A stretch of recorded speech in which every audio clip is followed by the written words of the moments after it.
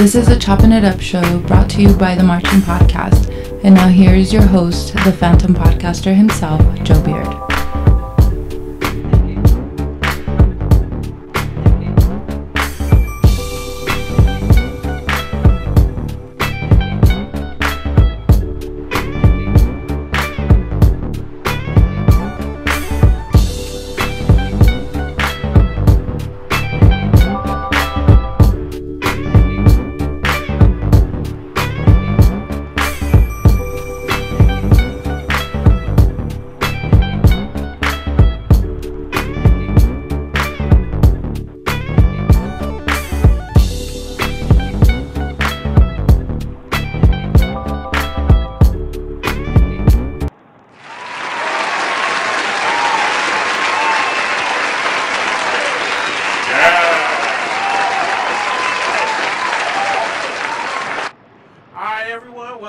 Chopping It Up show. I'm your host, Joe Beard. Happy to be of service to you today.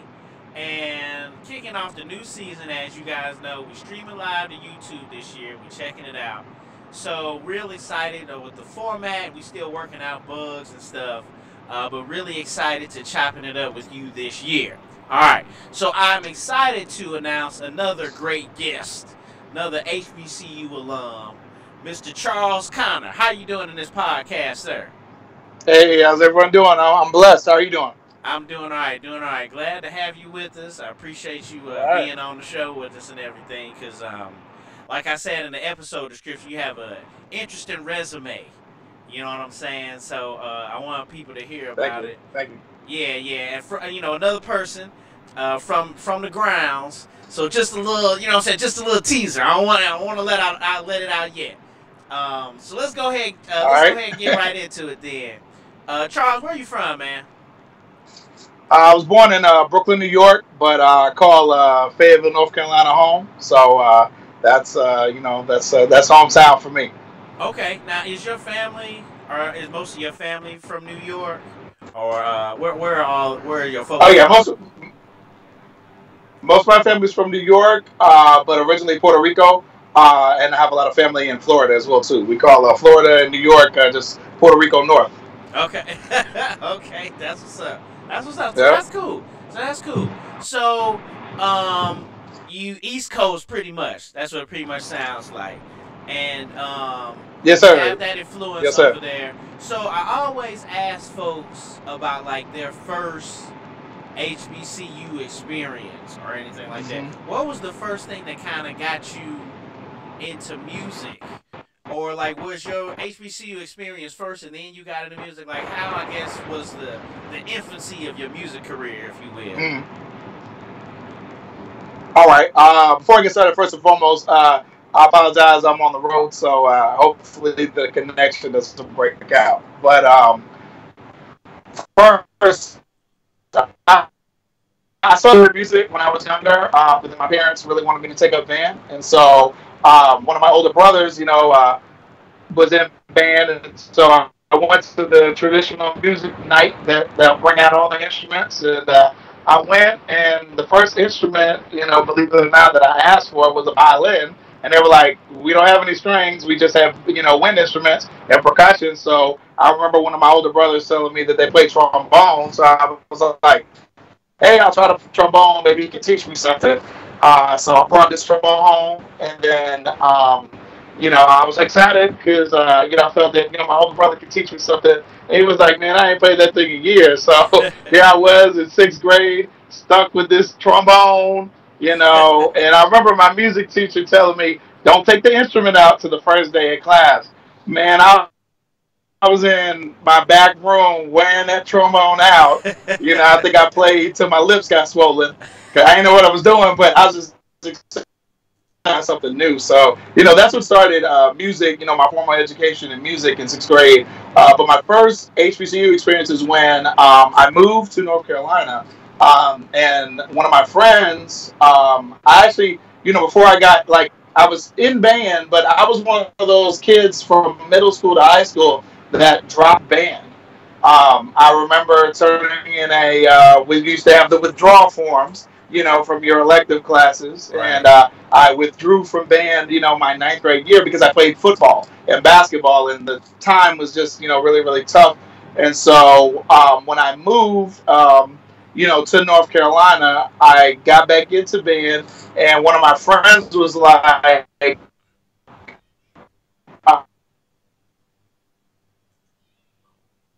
football, he's like, we ain't going to football, we're going to watch the band. And I'm like, the band, because where I was living before, further north, in Right. New England, bands were just totally different, and so I had always been, extremely interested in all different types of music, but the band that I was part of, like kind of, middle school and my first few months of high school, just, really wasn't appealing to me, at that time. And so we went to a Fayetteville State football game in 1995, my freshman year in high school, and I just remember just looking at the band. I remember specifically, they were the band uniforms. Everybody in the drum line had these bright, gold bandanas, and it like looked really, really serious. And I remember turning my attention away from the football game and watching the band. And I never forget, I'd always been, like I said, interested into a wide range of music. But I remember them playing this one song, and I didn't know what the song was at first. I'm sure there's a lot of people probably listening, and maybe yourself, that sometimes we heard the song, the band arrangement, before we actually heard the real song. Right.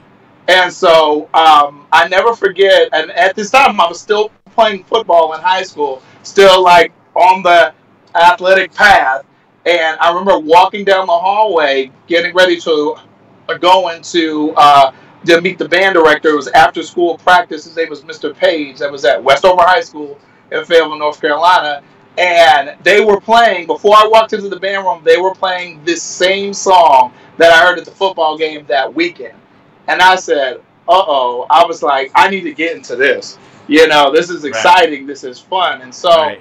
And I guess it's cliche or whatever, but the song entitled was Cameo, Talking Out the Side of Your Neck. Nah. Which is crazy. And so, I got involved in band. My last year playing football was sophomore year in high school, and I still did band during the day. But I remember that year I got done, and I said, you know what, I really love music. I'm gonna try this band thing full out, and I never forget, I got the third degree from all my football buddies and everybody else. Like, what? You gonna be in the band and now on the football team? And I was like, man, this is, what I'm passionate about. And that year, and the next few years up to my senior year, we had a really good high school program. And, I never forget some of them same guys were like, I see why you joined the band, because we did some really good things, when I was in high school. So that's kind of, what started it for me in terms of my first HBCU experience. Yeah, that's pretty interesting because my levels right. Yeah, that's interesting because, like you said, you came from like New York or whatever in that area, and then came down and like it just hit you because it was kind of similar for me. I was in St. Louis, and St. Louis doesn't have that. They don't have that experience. Not now, or I mean more now. But back when I was in high school, it wasn't that prevalent. And then we got the Gateway City Classic, and we started doing more stuff like that. So the craft started getting a lot of attention. But my folks went to HBCU, so they tried to have us out as much as possible. And I remember, that's kind of how I got into band. I knew I wanted to play trumpet, and I knew I wanted to, be involved with a band like that from a younger age. But that's pretty cool, man, because just like you said, you go somewhere else, and like, you in a band. Like, what's that about? You know what I'm saying? Exactly. Yeah, it was like, I mean, when I was up in New England, kids in the band, and it just wasn't as I guess, pushed as it was in the South. When I got it, I was like, man, this is exciting. And then we got a new director. I started off with Mr. Page, and then had Mr. Felix Sawyer, which is a Fayetteville State alum, longtime band director and jazz musician, bass guitar player. And he came in and changed the face. There may be some people that are familiar with Westover High School, and in the early 80s, it was a traditional, a quick step, a high step band, but then it stopped for a long period of time. And then when he came in, he was like, hey, I want this to be a student-led program. As long as we do what we need to do in the concert band and jazz band, then marching band, we can kind of, as student and student leaders, can kind of, help mold and shape what it was. E. Smith High School is definitely still a great program, and they were the only, traditional high step band. The second oldest black high school in the state of North Carolina, second to Dudley, that's in Greensboro, and we were the new kids on the block. I mean, we had teachers that were E. Smith alums when I was in high school that were like, oh, y'all just trying to be like E. Smith. Like, we should catch it from them because it was that deeply rooted in their community. And we were like, no, we just want to, we want to put on for our high school. And so definitely excited to see from that point and where they are now. They're still doing some great things, to see it keep it going, because it wasn't like that when I got there. But when we finished, it was some great things. That's really cool. You brought up some really interesting things. So I'm starting to make a lot of connections. So real quick, before I ask you where you went to high school, I interviewed the Rogers brothers. And shout out to the chat room always. Oh yeah, okay. I can't see what's going on, but yeah. Right. Okay. So I chopped it up with the Rogers brothers. And of course, they told me they was from Fayetteville, and then they told me about Travis, because I was like, oh, I'm gonna interview the show style dudes next. So then I think I found you on Facebook, and then you and I had like 60 or 70 mutual friends, and I was like, well, hold up now. So then I started going through, and then when I saw Fayetteville, I was like, oh, I wonder if he know Brandon, Javante, and Travis. You know what I'm saying? Well, let me tell you, the Rogers bros, I remember they were in high school. Mind you, man, I said I went to Westover High School. That is the rival of E. Smith High School. That game used to be at the end of the season, and that was like the motivation to push us through that season. Like, hey, we got to get better every week because, we definitely got something to prove because, E. Smith has been around for such a long time, and they've always had a rich program with Paul A. Russell and then now Roosevelt Pratt. And so I remember when the Roger Bros were in high school, and again, I went to the rival school, and Mr. Pratt, which is a mentor of mine, also a double fraternity brother, Alpha Alpha, Kappa Kappa Psi, also an Aggie alum. He opened up his doors to me as a student teacher, and as just a budding, future director, to write some music and come in and learn from him and work the concert band as well too. And I remember them when they were juniors and seniors in high school. So it's so awesome to see those two doing what they're doing now. And definitely shouts out to them. I tune in every Sunday. Yeah, and I'm really happy because they got a lot of people watching the show. Oh yeah, for sure. Man. They definitely hit a different demographic of band fans, Right. I had looked one time and there was a K on there. I was like, what's that K mean? I was like, oh snap, you know what I'm saying? Like, yeah. So that's what's up, man. That's really exciting. So real quick, so you were in New York, you moved down south. Where did you go to high school? I went to high school at Westover High School, 277 Bonanza Drive, located in Fayetteville, North Carolina, right by, right close to Fort Bragg. So, when I went to this school, it was a mixed school. We had kids from all over, and it was a really good place to be. It was a little tough at first, but then by the time I graduated, the school was pretty good place to go, and everything was really cool, and the band pro to bloom into this really big thing, and it's really good to see them to continue that legacy and that tradition. Right. So that's what's up, man. So what were the years? Now I heard you say early '95. What were the years you marched in high school? Oh, high school, I only marched 2 years. I Oh, oh only no, marched no. my last 2 years, 98 and 99. Okay, Those so the 2 years before then, I was playing football. right, right. So I meant to say, what years were you in high school? Like the four, but Oh, okay, yeah, yeah. you Yeah, yeah. graduated So I in graduated in '99. 2000. I was a class of the millennium. Okay, so 2000. Okay, okay, Yeah, bet. So 2000. Yeah, you yeah. 2000. So now, Yes, sir. around this time, and you had your experience. You've been marching. What? Where were you thinking about going to school? And like, was there a process? Did you have like multiple schools to pick from? And then which one did you end up picking? Oh man, let me tell you, this is a story in itself. I had the same friend that brought me to Fayetteville State. His name is Brandon Vaughn, Marching 100 member, FAMU alum, and I think he's in Miami right now. Works, he graduated with his degree in pharmacy. He, of course, went to FAMU, and his dad was a FAMU alum.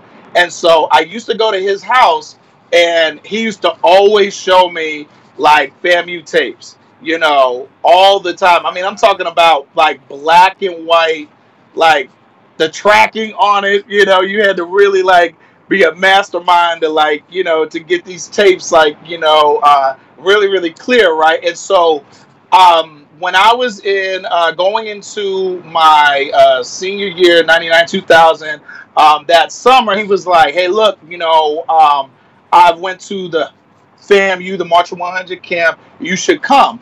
And I'm like, all right, cool. It's band. I'm with it, because I was just like immersed in this culture, and just couldn't pull away from it. And so I went down to the summer camp at FAMU in summer of 1999, and Nice.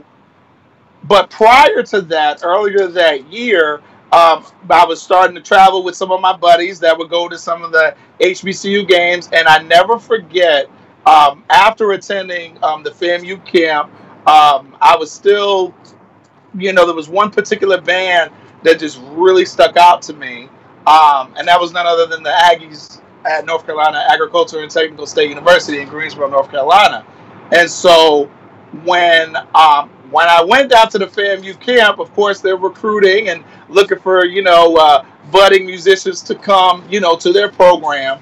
And definitely shout out to that camp. I think it's like one of the most comprehensive music camps. I got so much at that camp at an early age. I already had a passion for band, especially HBCU bands when I was my latter years in high school. But when I went down to that camp, it was like somebody poured gasoline on that passion. And I still think about the things that I learned, back then to today. And so, Charles, real quick. I actually went to yeah. FAMU band camp in '95. So Oh, wow. yeah, Okay. so it's Yeah. So funny. Yeah, so it's funny kind of how you started your story is very similar to me, because Mhm. I was kind of going that path too, because fam, of course, that was like the number one thing that people always started with. You know what I'm Yeah. saying? My dad went to Jackson State, which was a whole nother thing. But yeah, Okay. I went to fam band camp because I heard about it, and yeah, I learned a lot. Another guy, Gregory Drain, who's the Yeah. director. I know him. He's one He of my mentors. okay. Well, he was Yeah. there in '95 as well. We never crossed each Wow. other, but it was a trip that we were there together. And I think the band director at Tuskegee, John Lennard, I think he was Yeah. there He's in a FAMU '95. alum. Yeah, and I think he was there Yeah. in '95 as well. So yeah, I know exactly what you mean by that camp, man. Man, it impacted me on a whole nother level, and I can say this like throughout everything that we'll talk about tonight. And if I get off track, definitely ring me back in. But I always say, and I tell my students that band chose me. And I say that because, like, just in an instance, back then, the late great Dr. William P. Foster, he was kind of like, in order to get to him to speak to him, you had to go through some channels. He was Right, never by himself. right. Rightfully so.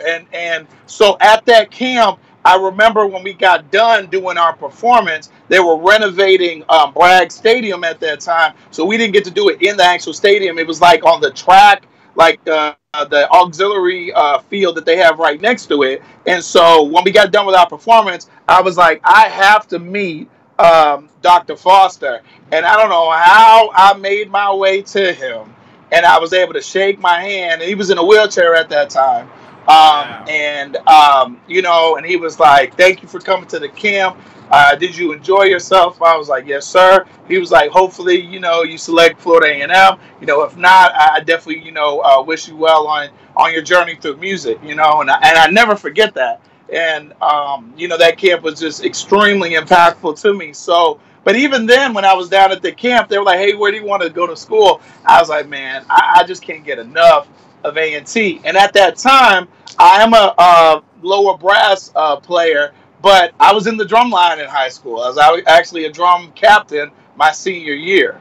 And so, I was just so enwrapped with Cold Steel and their energy. And I love what they were doing down at Florida A&M. But definitely my cup of tea was what was happening in Greensboro, North Carolina. So, that's how that happened. In my senior year, I had an opportunity to see that historical and my favorite edition of the Blue and Gold Marching Machine, the fall of 1999. I got to see them several times. I went to my first Aggie Eagle Classic that was in Raleigh, North Carolina, hosted at NC State. I got to see them on High School Day versus Delaware State. And then I got to see them in the historic fifth quarter between the March 100 and the Blue and Gold Marching Machine at the MEAC Championship game that was hosted in Greensboro, North Carolina. And I was just dead set on making it to North Carolina A&T that next fall to be an Aggie. That's pretty cool. That's pretty. So you saw them, and that was your first time seeing them. Is that correct? The Aggie Eagle in 1999 was my first time. I actually have a little small camcorder tape of that, right. And you really can't listen to the band too much because I'm too busy excited, yelling and screaming and singing songs and just I think A&T really beat North Carolina Central in that football game. Because halfway through the tape, you can hear me singing Aggie Spirit, every time they scored a touchdown. Oh, that's cool. That's what's up, man. That's what's up. So, you excited? You picked A&T. Did you apply anywhere else? I did. It was funny. I was telling this story to my students last week, just saying being in the right place at the right time, you never know what happened. Longtime director, legendary director Duncan C. Gray, that was at John C. Smith. Oh, he came to recruit me at shout out to Duncan Gray. Duncan Gray came to recruit me and came to Westover High School to recruit me and a bunch of seniors because he had saw our band that year. And this happened to be senior skip day. Wow. So I was not in school. I was with the rest of the senior class in 2000. And I never forget that conversation. He was like, son, I came to give you some money, but you weren't in school.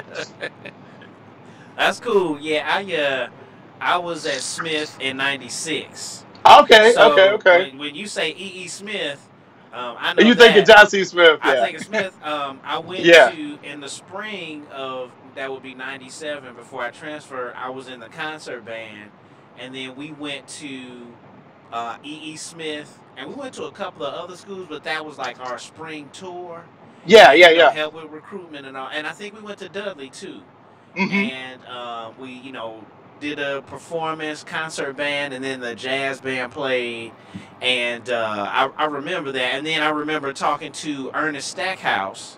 Yep, I know that is. Yep. Yeah, so then he was like, oh, yeah, I don't think he went to E.E. Smith, but he knew all about E.E. Smith because he knew all about Smith and getting recruited and Mr. Gray and everything. And then of course I talked to the Rogers brothers, and then they brought it up again. So I'm like, dang, just all the Carolina connections. My mom is from Carolina. Oh, so, really? Okay. She's from Charlotte.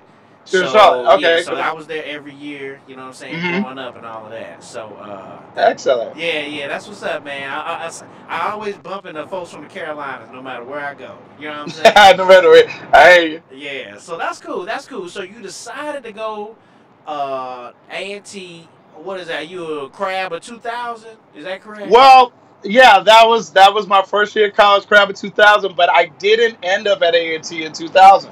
Oh wow. Okay, so what happened after that?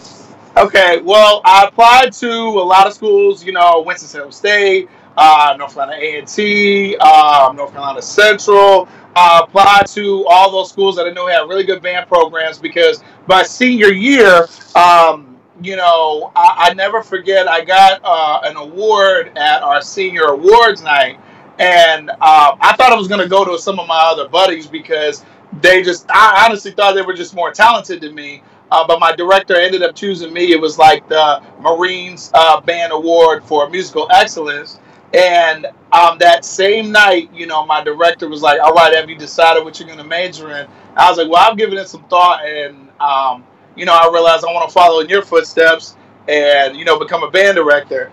And, I remember he looked at me and he said, all right, it was about damn time, son.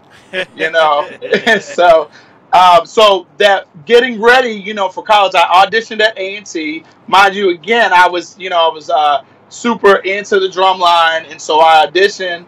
And I think it was Mr. Forrester, Elliot Forrester, that was the percussion instructor and assistant director in the Department of Music at A&T at that time, in the mid to late 90s. And so I auditioned with him, and he was like, hey, this is when we're going to have camp, and, you can come back for a spot, audition for the drum line. Well, we got all of our financial aid letters back, and I'm a military kid. My dad's a retired first sergeant, and, both my parents were, a little bit older than traditional age for a high school student, and so, finances were a little bit tough, and I had a gap in terms of like the amount of money that I was going to receive at A&T versus the money that I was going to receive at Fayetteville State. And my dad was like, hey, financially, and my dad also being a business major in college was like, financially, this is the better choice.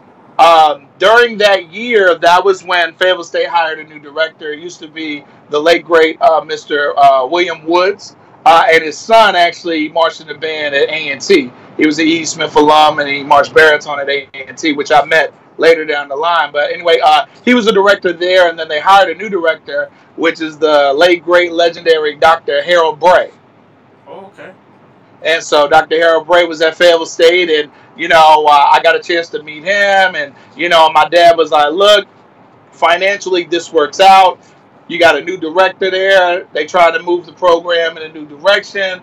I think this is where you should go. And I fought it tooth and nail because, I have my A&T shirts and, I was just, like nobody could tell me. In fact, when I got to Fayetteville State, that was like my nickname when I first got there. They used to call me Aggie or A&T because they knew in my heart that that's where I wanted to be. But I gave it an opportunity. I listened to my dad. I listened to my mom. If mom says something, you're going to listen, Right. and I was like, all right, financially this works out. I'm going to give it my best shot. And so I went to Fayetteville State, my first year in school in college in 2000 as a music ed major. Okay, all right. And you marched in the band there. Yes. Crabber 2000. 2000. All right, and then how long were you there at Fayetteville State?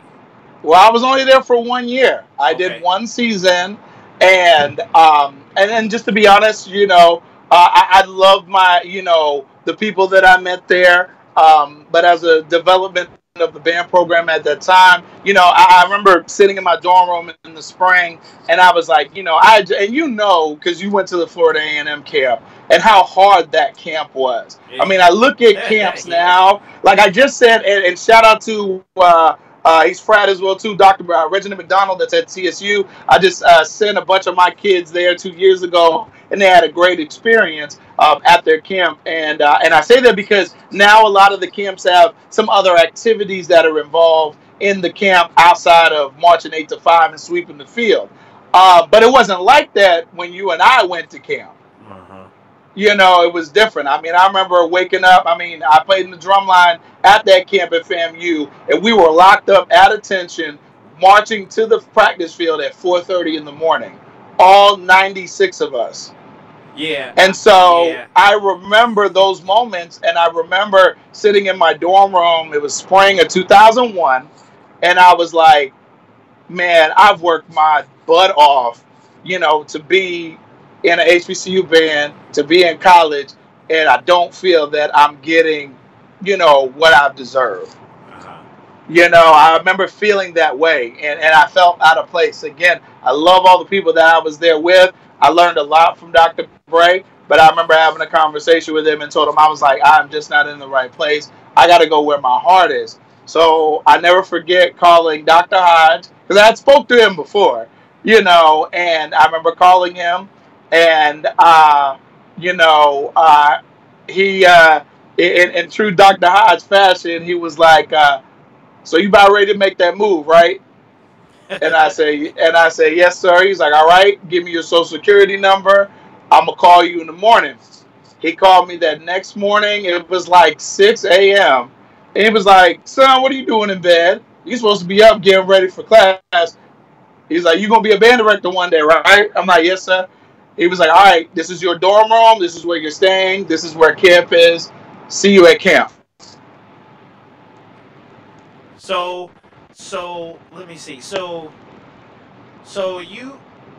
you left there and you finished the I finished calendar the year. year, I right? finished the academic Okay, year. okay, right. So you Yeah. finished. So you did it in the spring, and Yep. then when you had this conversation, this was right It was before you probably graduated. March. It was probably March. Okay. So It was March probably there. March, yeah. Okay, so right. So now you had this. You went through it, and then you knew that summer you were going to leave. Oh Um. yeah, it was in the spring. And I remember I sat down with my dad, you know, over dinner. I said, Dad, I gotta talk to you. And I was like, I remember you always telling me that, you know, as a young man, you gotta make decisions, and if you make decisions, you know, you gotta be able to, you know, back them up with just reason and follow through. And he was like, yes, sir. He was like, yes, I remember telling you that. And I told him, I was like, you know, I made a decision that I'm going to withdraw.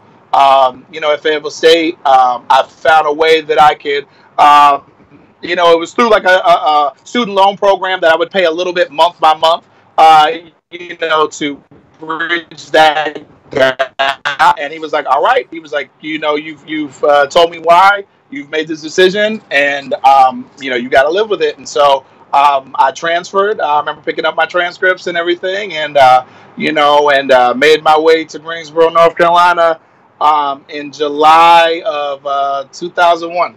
So did you go to like the summer school to start class or anything, or was July you were going No, straight that's back? when camp. That's when we met for camp. You Oh, know, okay. camp started a little bit early, of course, for, you know, for the drum line for Cold Steel and Golden the Light, and then you know, we started. I believe it was the third week in July. You know, about third, fourth week in July. That's when we started camp in 2001. Okay. So that makes sense. So you now there at Fayetteville. So I gotta go back because I always ask folks Uh huh. what was their most memorable experience marching. So you got a couple of them. Real quick, Yeah. I'll tell you that I had a similar experience. I went to Hmm. Smith in '96. I've told people this story. A lot of people, a lot of your folks this story. But I Yeah. was there at '96, and my dad was from Jackson State, so he made sure he took me to all the Jackson State games in the Yes, sir. area. Yes, So sir. I already knew, like, okay, I think I want to go to Jackson State, but I want to make my own path. So Yes, that's sir. why I went to Smith. Okay. Actually, I went to Hampton first, Okay. but So you're there with Dr. Smart. well, I actually talked to Dr. Smart on the phone. I actually got Okay. kicked out of the pre-college Oh man. program. Yeah. I was there for the summer. I got in Uh-huh. trouble, and then they sent me home. And Hmm. then after that, I was still like begging my parents, like, please, I still want to go away from home, like. Uh-huh. And so then I went to Johnson C. Smith after Okay. that, and so I marched that one year at Smith, and just seeing my dad and showing me Jackson State, it was tough to the Marcus Smith, and then like not the same people were at the games and stuff. Oh, I Uh, understand. so then what ended up happening was you brought up Dudley. I always got this is my favorite, saying story about Dudley. They pretty much, long story short, they came to Charlotte and they crunk on us. You know what I'm saying? Oh yeah, I think I remember that happened around that time when they visited North Carolina Central as well too. I think Brian Millsap the director then? I believe so. Was he like? Did he go somewhere else? And then now he's at A&T now. Is that light skinned He guy? was, yeah, he was at A&T. I'm not sure exactly what he's doing now. I know he's had unfortunately some health issues. He was at Central State for a while, and then at A&T as an assistant. Okay. And so I haven't seen. I saw him we had a KK Psy banquet a few years ago, and that was the last time I saw him. Which he looked like he was doing well. But I know he was the director of those Mighty Dudley bands, and Man. I remember going to the Paul Classic that they used to have at Dudley, and I was just like, blown away by the level of musicianship. I could definitely, in the forefront of my mind when I think of Dudley, I remember the drum majors, came off the field, and then they had the marimba set up for them. And while the band was drilling, they were playing Flight of the Bumblebee on the marimbas. Oh wow. And I was just like, man, this high school band is amazing, And so it's always a blessing to sit and talk and reminisce about that with the director, that definitely made all of that happen. Yeah, that's actually really really cool. But yeah, man, I mean they were good, Man, they and were amazing. they were blowing at us and throwing up their arms and stuff like that. And I remember we They at were our drum. amazing in all ensembles. Oh right, right. And so I'm like, man, that was a trip. I think Yeah, they were one of the Oakland. few schools they were one of the few schools of color that were getting superiors in North Carolina. Wow, wow. Well, yeah, that makes Yes, sense because I mean they were really, really good. They even did a yes. show after the game, and we took some of their show from like their breakdown. We actually put it in our show the following week. You know what I'm Oh saying? man. Yeah, yeah. So I was like, man, this is a trip. And then like this was before YouTube and stuff. So I hadn't seen A&T Mhm. before. I was pretty much fam Jackson State Southern. Like that was all in my mind. I hear you. And then when I went to Yep. Carolina and I saw A&T, I was like, man, they are really, really good. But I saw Dudley after they pretty much did that at us. I was like, I don't know if I can be here next year. You know what I'm saying? Like, I don't know if I can go through something like that, especially after seeing what I saw from hmm Jackson State. So I think my parents came to homecoming and they were like, "Oh, the band is bigger than what we thought. It's bigger than what we thought." But my dad had this look on his face like, "Well, this ain't Jackson State, brother." Like, you know what I'm saying? He would say that, and then eventually I cave. You know what I'm saying? After the Dudley Uh thing, huh. I cave after the Dudley thing, pretty much. You know what I'm saying? So I left, and then I Yes, sir. marched at Jackson State in '97 to '99. Those 3 years. So yeah, I totally understand what you're saying. I found out I was even playing with the wrong mouthpiece. You know what I'm saying? I definitely Okay. needed that musical, Okay. what I'm saying, that musical environment around me to make me better. And it worked out for the better. Say it Uh, again. I said I needed to transfer to Jackson State similar to you because I needed a better experience and I needed to get better as a trumpet player. You know what I mean? Yes, sir.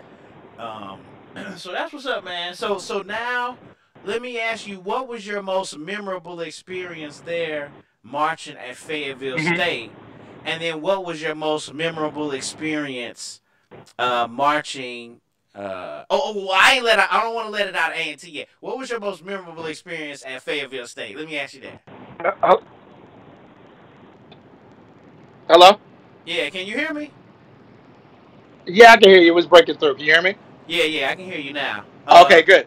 Yeah, memorable at Fayetteville State. Well, fast forwarding, I went to A&T, was in the band for 5 seasons, and I ended up coming home for personal reasons. I ended up back at Fayetteville State in a crazy turn of events. Wow. So I have like two experiences. My degree is from Fayetteville State University, and my last season, I was promoted as a drum major, um, and so I had an opportunity to be in, I guess you would see, the top student leadership position. And I can say in that band program during that year, when I returned. It really taught me a lot. So I could say that fall of, and I'm showing my age now, fall of 2007, was definitely, it was one of the best bands that I had been a part of. Smaller group, quality sound. You may have heard of this name before, Mr. Tim Chambers. He's a Jackson State alum. I have heard that name, Chambers.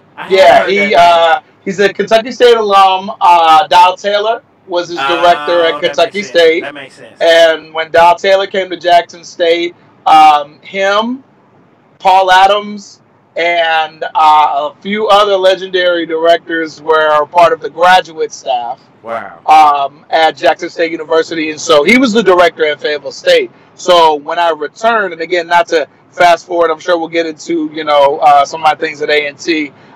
He was the director at Fayetteville State, and he welcomed me with open arms. Like I said, I moved back because of personal reasons. My mother was really sick, and a crazy, and again, I always say band chose me. And this is God that worked that out. My mother and his wife they used to go to dialysis appointments together at the same place. Okay. And so that's how we got really, really close. And so I would say in that band in 2007, it really showed me that size does not matter. Quality of sound, and we didn't practice extremely late at Fayetteville State University. Wow, okay. But we got the job done. My years at A&T, I was in the transition. I was with Dr. Hodge till he retired, and then with Dr. Ruff coming in, we grinded it out like most HBCUs. We'd have 5, 6 hour, 7 hour practices, right. And I know that grind and I respect it, and I was younger then, so, it was easier for me to endure. When I got to Fayetteville State, it was like it. He's like, hey, we're going to come in. Our practice is 2 hours and a half. We're going to get what we need to get done, and we're going to go home. And we learned to maximize that time, and it put a really good product together. My first year of teaching was actually the first year that Fayetteville State got invited to the Honda Battle of the Bands. So I came out of retirement and played sousaphone at that Honda. So I would say that was my best experience, in a uniform at Fayetteville State. Playing sousaphone at the Honda in 2009 because we had, I'll go on record and say we had the best performance there. We were one of the smallest groups, but quality of sound, clean show. And Travis was in that band as well too. Javante was in that band as well too. Wasn't Javante? Because I think they were both in there, and they know and Della Test as well too. Yeah, because when I interviewed Javante, and I always trip because I say Javante and then Brandon say JJ. JJ, that's right. Yeah, JJ. Yeah. JJ. So, yep. So Javante, he said that was his most memorable experience. Yeah. Was going to the Honda that year. I remember. Man, we lit that stadium up, and I never forget. Like in that stadium, we were. This is kind of and some other people can kind of attest that maybe we're there. But they put all the bands like in the hallway, getting ready. Kind of on deck, right? To go out for their performance. Well, we were in there, and we had probably 80-something people, maybe 90 total in terms of performers with flags and dance and everybody, right? And we're warming up, and as we're warming up, A&T walks by. Now, of course, a lot of them, they know me, from being there and being in the band, and as a former section leader and as an Aggie, through thick and thin and blood in my body. they walked by, and a lot of my Aggie family, gave me kind of a like a fist pound on my shoulder, good luck and stuff, and I remember that. And then right after that, FAMU. That was the last time I think FAMU was at the $100 bands. If not, I remember that year because that was when they had 50 sousaphones in the band. Wow. And so they were walking by. They were going in one direction. And Dr. Julian White, which is a mentor of mine, and got some stories with him as well too, helping me out when I was a high school director in North Carolina. He was walking the March 100, leading them to where they were going to go out to the field, and he stopped and took himself and drum majors go where the band director goes, and then the rest of the band follows. Right. And so he walked towards us warming up, and we were playing this warm-up called Quiet Place, Take 6, a little small warm-up that Mr. Chambers created, and it's one of my favorite things to play. And he brought the band and walked by us and stopped and shook Mr. Chambers' hand and says, "Now that's a great sounding band." Wow. And so that was kind of like a little like behind the scenes, moment that happened before we went out. Fayetteville State is a rich tradition. Shout out to Jorm Reed, former director at North Carolina Central. That's the director of bands there at Fayetteville State University. They sound amazing. And, but, Fayetteville State, was used to kind of, I guess, playing, play John C. Smith, play Winston-Salem, the old CIAA. Right. They didn't get to see some of the other larger bands, throughout the history of the program. If they did, it was like way years before, any of us were there. And so I know a lot of the students that were there. I had my experiences at A&T seeing some of these larger programs. I mean, we played Jackson State, Southern, all the good schools in the MEAC, some of the best in the SWAC. I've seen those schools in uniform when I was at A&T, but a lot of the students that were there at Fayetteville State, part of the band didn't. And for the largest band there, probably the most historic band, to come over and to, just show their appreciation for quality sounds. And we knew that's what was going on at Fayetteville State. It was just a really good moment. And I know that really, took the performance to a whole nother level in 2009. Yeah. That's actually really a story. Because I think 2009, it was before I started doing the show. I think we started doing the show like 2012. So okay. But yeah, I was following the Honda because that was like our Super Bowl. For sure. That's the Super Bowl for HBCU bands. Yeah, for sure. So I was trying to follow along with what they had because it hadn't evolved, as far as like the videographers and stuff. Oh, yeah. It was very small, yeah. Yeah. So that's actually really cool. So let me ask you, what was your most memorable experience? So you then went to, when you went to their march at A&T, what was your most memorable experience marching there? Man, how long did we have? I mean, I was in the band for 5 seasons. I played trombone and baritone. And I had an opportunity. This is when I met Rashad. That's one of your co-hosts. Oh, Rashad. Yeah. He's really good friends with Aaron J. Campbell, which is the ranger at North Carolina A&T. He's been doing it for a long time, and we're so blessed to have him there, full time now. Aaron, you may have heard his name, Lum or Henry Wallace. Those were some of my big brothers that helped me in terms of arranging.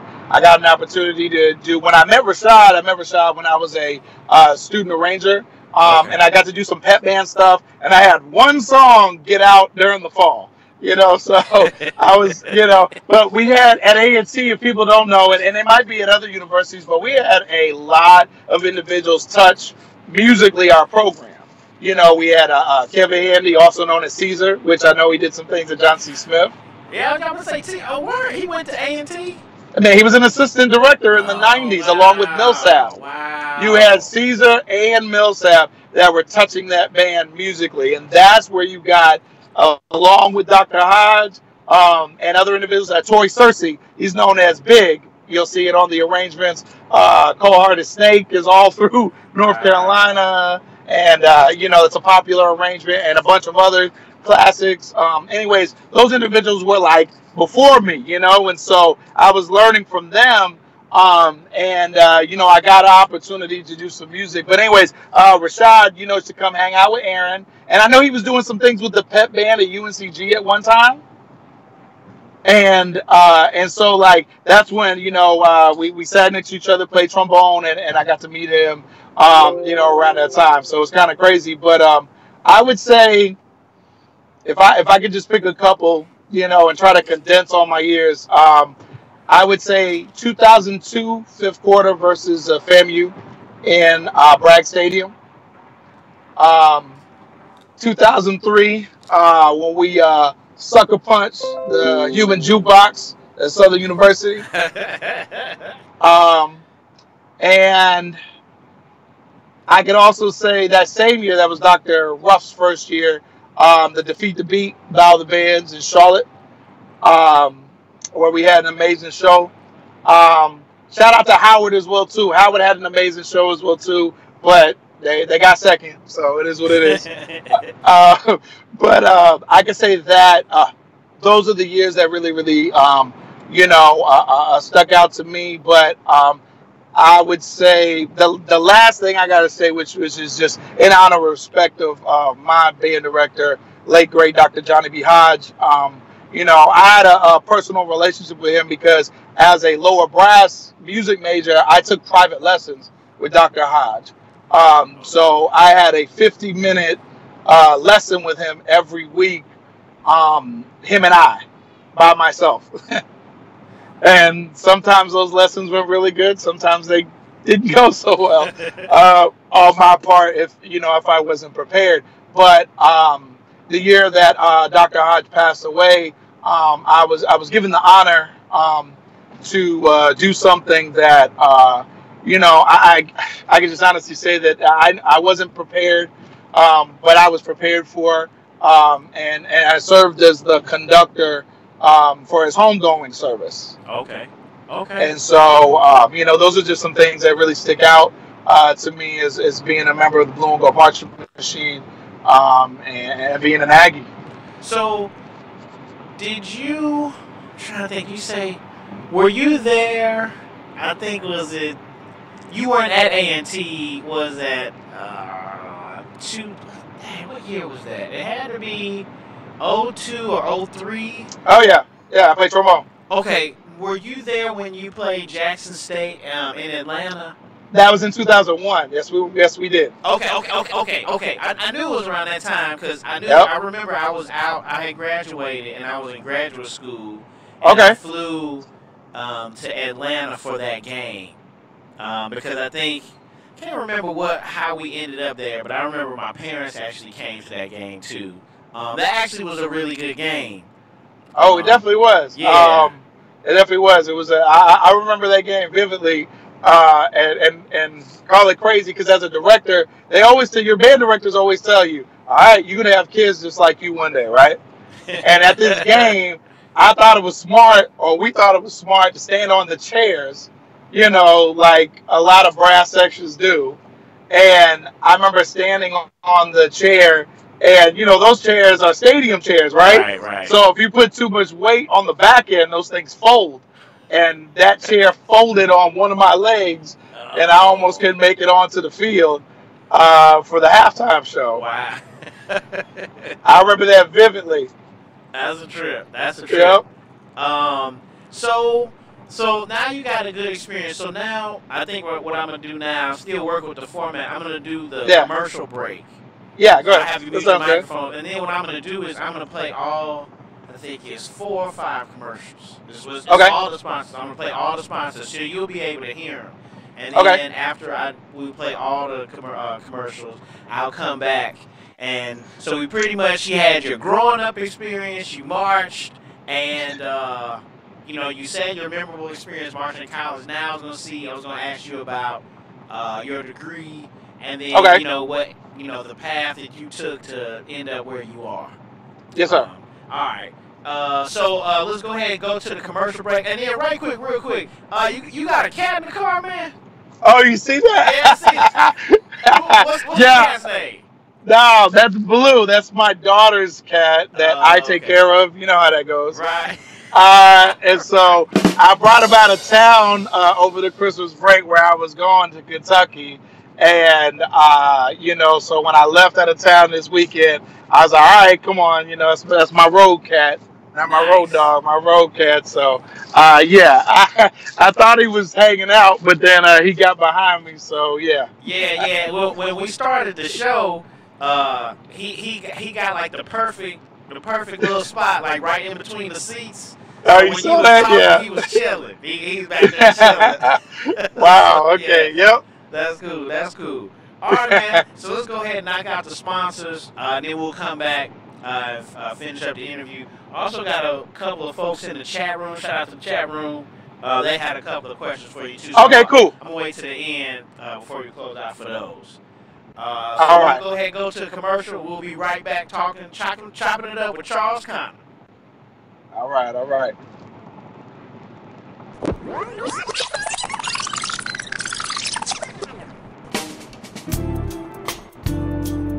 Parent directors, have you ever found yourselves in this situation? Showtime is quickly approaching.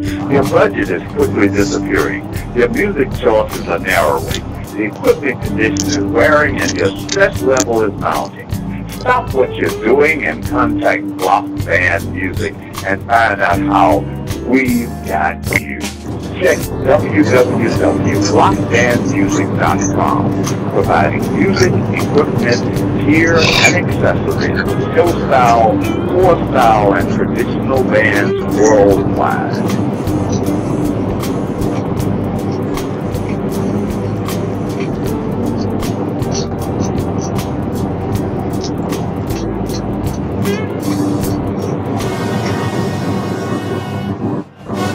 The source for fair and factual information on your favorite college bands, blockusup.com.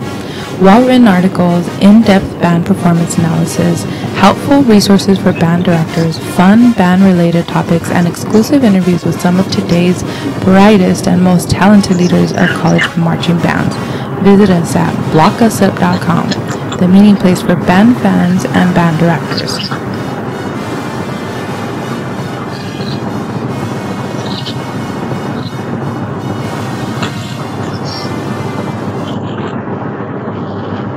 Hello everyone, this is Joe Beer from the Marching Podcast. Is your school, club, or organization looking for a high-quality decorated apparel to outfit your students, staff, club, or team? Tired of the same old boring white t-shirt? Are you in charge of an upcoming fundraiser or special event but don't really have time to troll the internet for ideas or compare products? SAY can help with design and product selection. We can even assist with ideas on conducting an effective fundraising program. SAY can help you save time and get your message heard. So call 1-800-975-3156. SAY Marketing and Promotions. Give your brand a voice. If you're thinking about buying or selling real estate in the Southern California area, please contact Kevin Peete of RE/MAX Patriots. He will meet and exceed all of your needs. You can contact Kevin at 951-858-5942. That's 951-858-5942. Or you can email Kevin at kpsaleshomes@sbcglobal.net. That's KP, his initials, Kevin Peete, KP Sales Homes, all one word, at sbcglobal.net. Thanks again. You want the best barbecue around? Smokee's coming to your town. Real choppy baked potatoes too. Smokee's know it's good for you. You want the best barbecue around? Smokee's coming to your town. Real choppy baked potatoes too. Smokee's know it's good for you. Smokee, come check us out.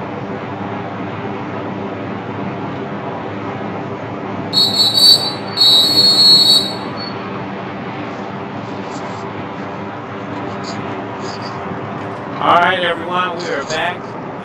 Back from commercial break. Listen to all those. Charles, can you hear me? Yeah, I can hear you. Okay. All right, cool. All right, just double checking. All right, so we'll go back, get back to the interview then. So you had your memorable experiences marching. Where did you finish? Where did you obtain your degree, and what was it? I finished my degree at Fayetteville State University, Bachelor of Arts in music. Okay. All right. And then, and what year was that? That was 2008. Okay, all right, 2008. All right, bet. So you graduated now from A&T. What was the very first thing you did after you finished school? Well, my degree is actually from Fayetteville State University. Oh, I'm sorry, yeah, Fayetteville. Yeah, from Fayetteville State. Yeah. I keep getting them confused, man. So yeah. Well, yeah, it's crazy. First thing after I graduated, well, I had an interview a week before, 2 weeks before graduation. And I interviewed, and I got married after graduation a week or so later, and then I hosted my first high school band camp. Wow. Okay. Yeah. So you got a lot going on. Yeah, it was a lot. I was at my honeymoon, writing music and drill. Wow. Wow. I know. No. I should have did it later. I know. I was trying to be funny. I was about to say, you was gangster if you was able to pull that off. You know what I'm saying? Yeah, I was just so excited. Right. Like I've been in school for a long time, and to any of my aspiring directors that are out there, if your passion and you're truly like rooted in this culture of music education and band, like, don't stop. I had so many times that I was going to stop, even in that moment when I was at A&T. Finances weren't looking good. I had some, like I said, some personal things at home. And I actually auditioned for the military band in 2004. Wow. Yeah. And say it again? I said, wow. For the military band. Yeah, for the Army Reserves. And it was crazy. The guy that auditioned me, Sergeant Easter, Jackson State alum, like nice. 1983. Nice. And he auditioned me, and I went through the standard stuff, scales, and my prepared piece, and brought out sight reading. And I lied to you not. You take this to my grave. My first, like, 3 to 4 sight reading pieces were Storm and Sunshine, Rolling Thunder, Stars and Stripes, all the traditional marches.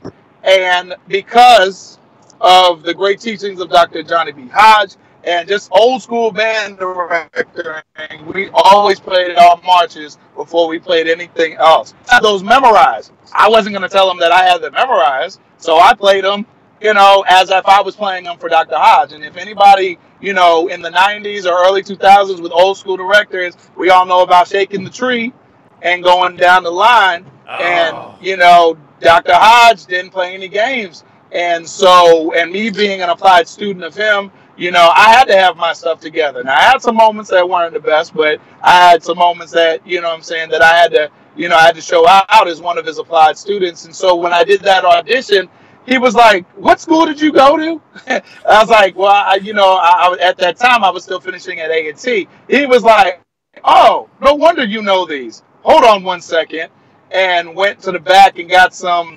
transcription. It was written by hand. That was a march from, way back in the early 1900s, 1800s, that I would have never seen unless I was in the military. And then I did my sight reading then. And so he was like, okay, that's a little bit better. Because, sight reading, you should do well, but you are going to stumble on some things. Right, of course. Because it's brand new, Right. So, but anyways, I finished my degree at Fayetteville State University. And, my first year when I was there teaching, I didn't feel like a first-year band director because I had so many opportunities, to just kind of build and grow and be molded and shaped into a band director prior to my first appointment. Okay, all right.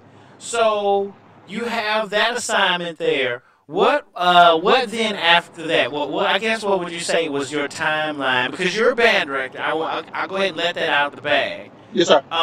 Yes, sir. So how did you get to where are you currently now? And I guess how did you get there from Fayetteville State? Well, I mean, after you got married and you did all that stuff, because it seemed like there's a couple things that you did along the way. Yeah. I was fortunate and blessed with the opportunity to be the director of bands at Hope County High School. It's located in Rayford, North Carolina, and I was there from 2008 to 2015. And had a great opportunity there. When I got there, the program had. I remember looking at the picture, the band picture of the band prior to me starting there, and they had like 30 people in the band. And after 1 week of camp, on my first roster, I had 131. Wow. 131 kids. So I was, trying to bring kids in. The program was, based off of our drum and bugle corps, and I came in and said, hey, let's make this band program something that, the community and the school can be proud about. Not saying they weren't before, but the band, I know what was told to me in my interview. They were like, hey, we want somebody to come in and change it. We want somebody to come in and to change this band program and make it, more popular than what it is right now. And thank God, I had some really good experiences. I learned a lot. All the directors in North Carolina and all over were a great resource for me. The current director that's there, shout out to Devon Pickett. He was actually middle school director and my percussion instructor, and he's taken the band program to new heights. They just performed at Carnegie Hall a couple of years ago.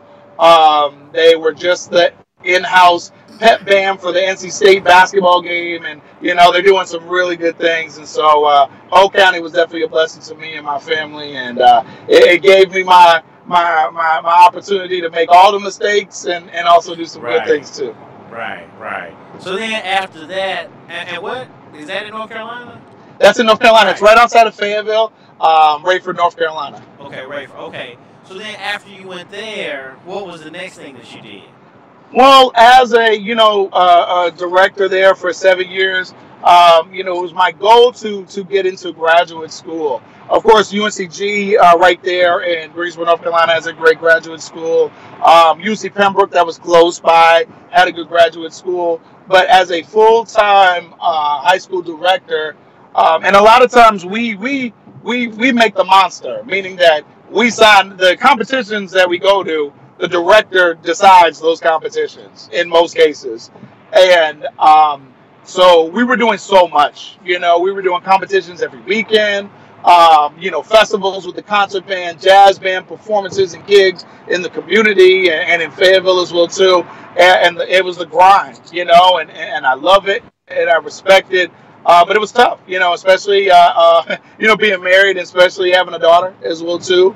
My daughter was born the second year that I was a director. And that's what I say to all my band directors out there, or future band directors. That's when you learn what it is to be a band director, when you're married and you have a kid. Right. It's a whole nother game. And so, I really wanted to get into graduate school, and it was one graduate school in particular that I was always mindful, that I always heard about, because the legendary Dr. Isaac Greggs from Southern University, attended there. Paul A. Russell, that was the founding director at East Smith High School. Dr. Harold Bray, late Dr. Harold Bray, attended there. I think, what was it? There's a few of the legendary directors that have attended this one school, which is like one of the main schools in the United States for music education. There's a lot of schools that have other emphasis and do a lot of research in music, but this school is 110% dedicated to the band director, to the music educator, and that's none other than Vandercook College of Music. And so, that's located in Chicago, Institute of Technology.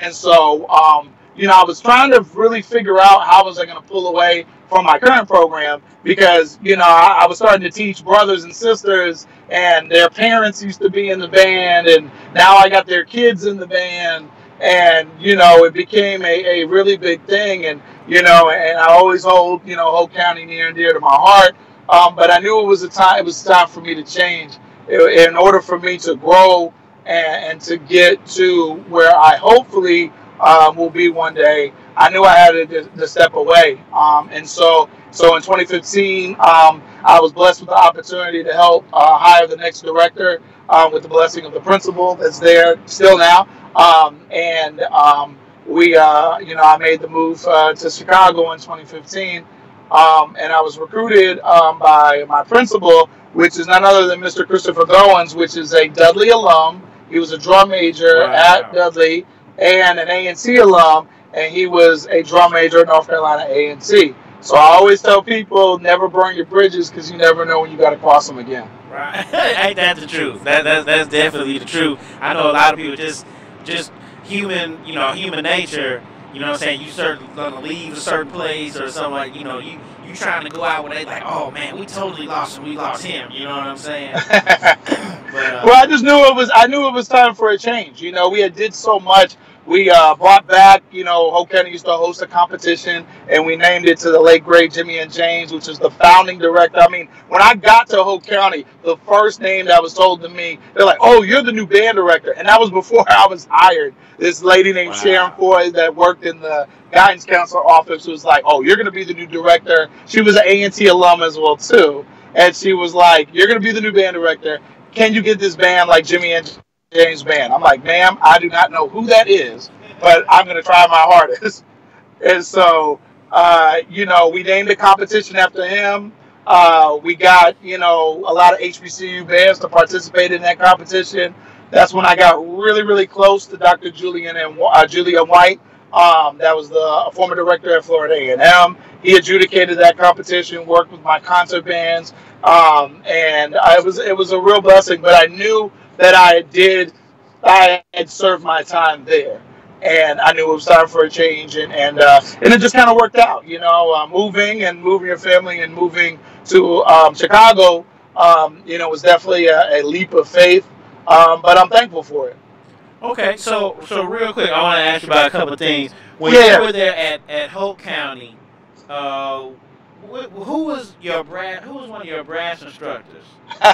Brandon, another from the Roger Bros. Okay. Yeah. Because in the chat room, it's funny. It's just Rogers Bros. I don't know which one it is. Oh, okay, yeah. Yeah. So it was like I was brass instructor. Okay, so he was, and Fayetteville, the 910, even though Rayford's not in Fayetteville, is still considered 910, right? It's such a strong connection of people, and when I got to Hope County, there was some tension. I mean, to be honest, it's a different community than in the Fayetteville community, and there was some tension even before I arrived.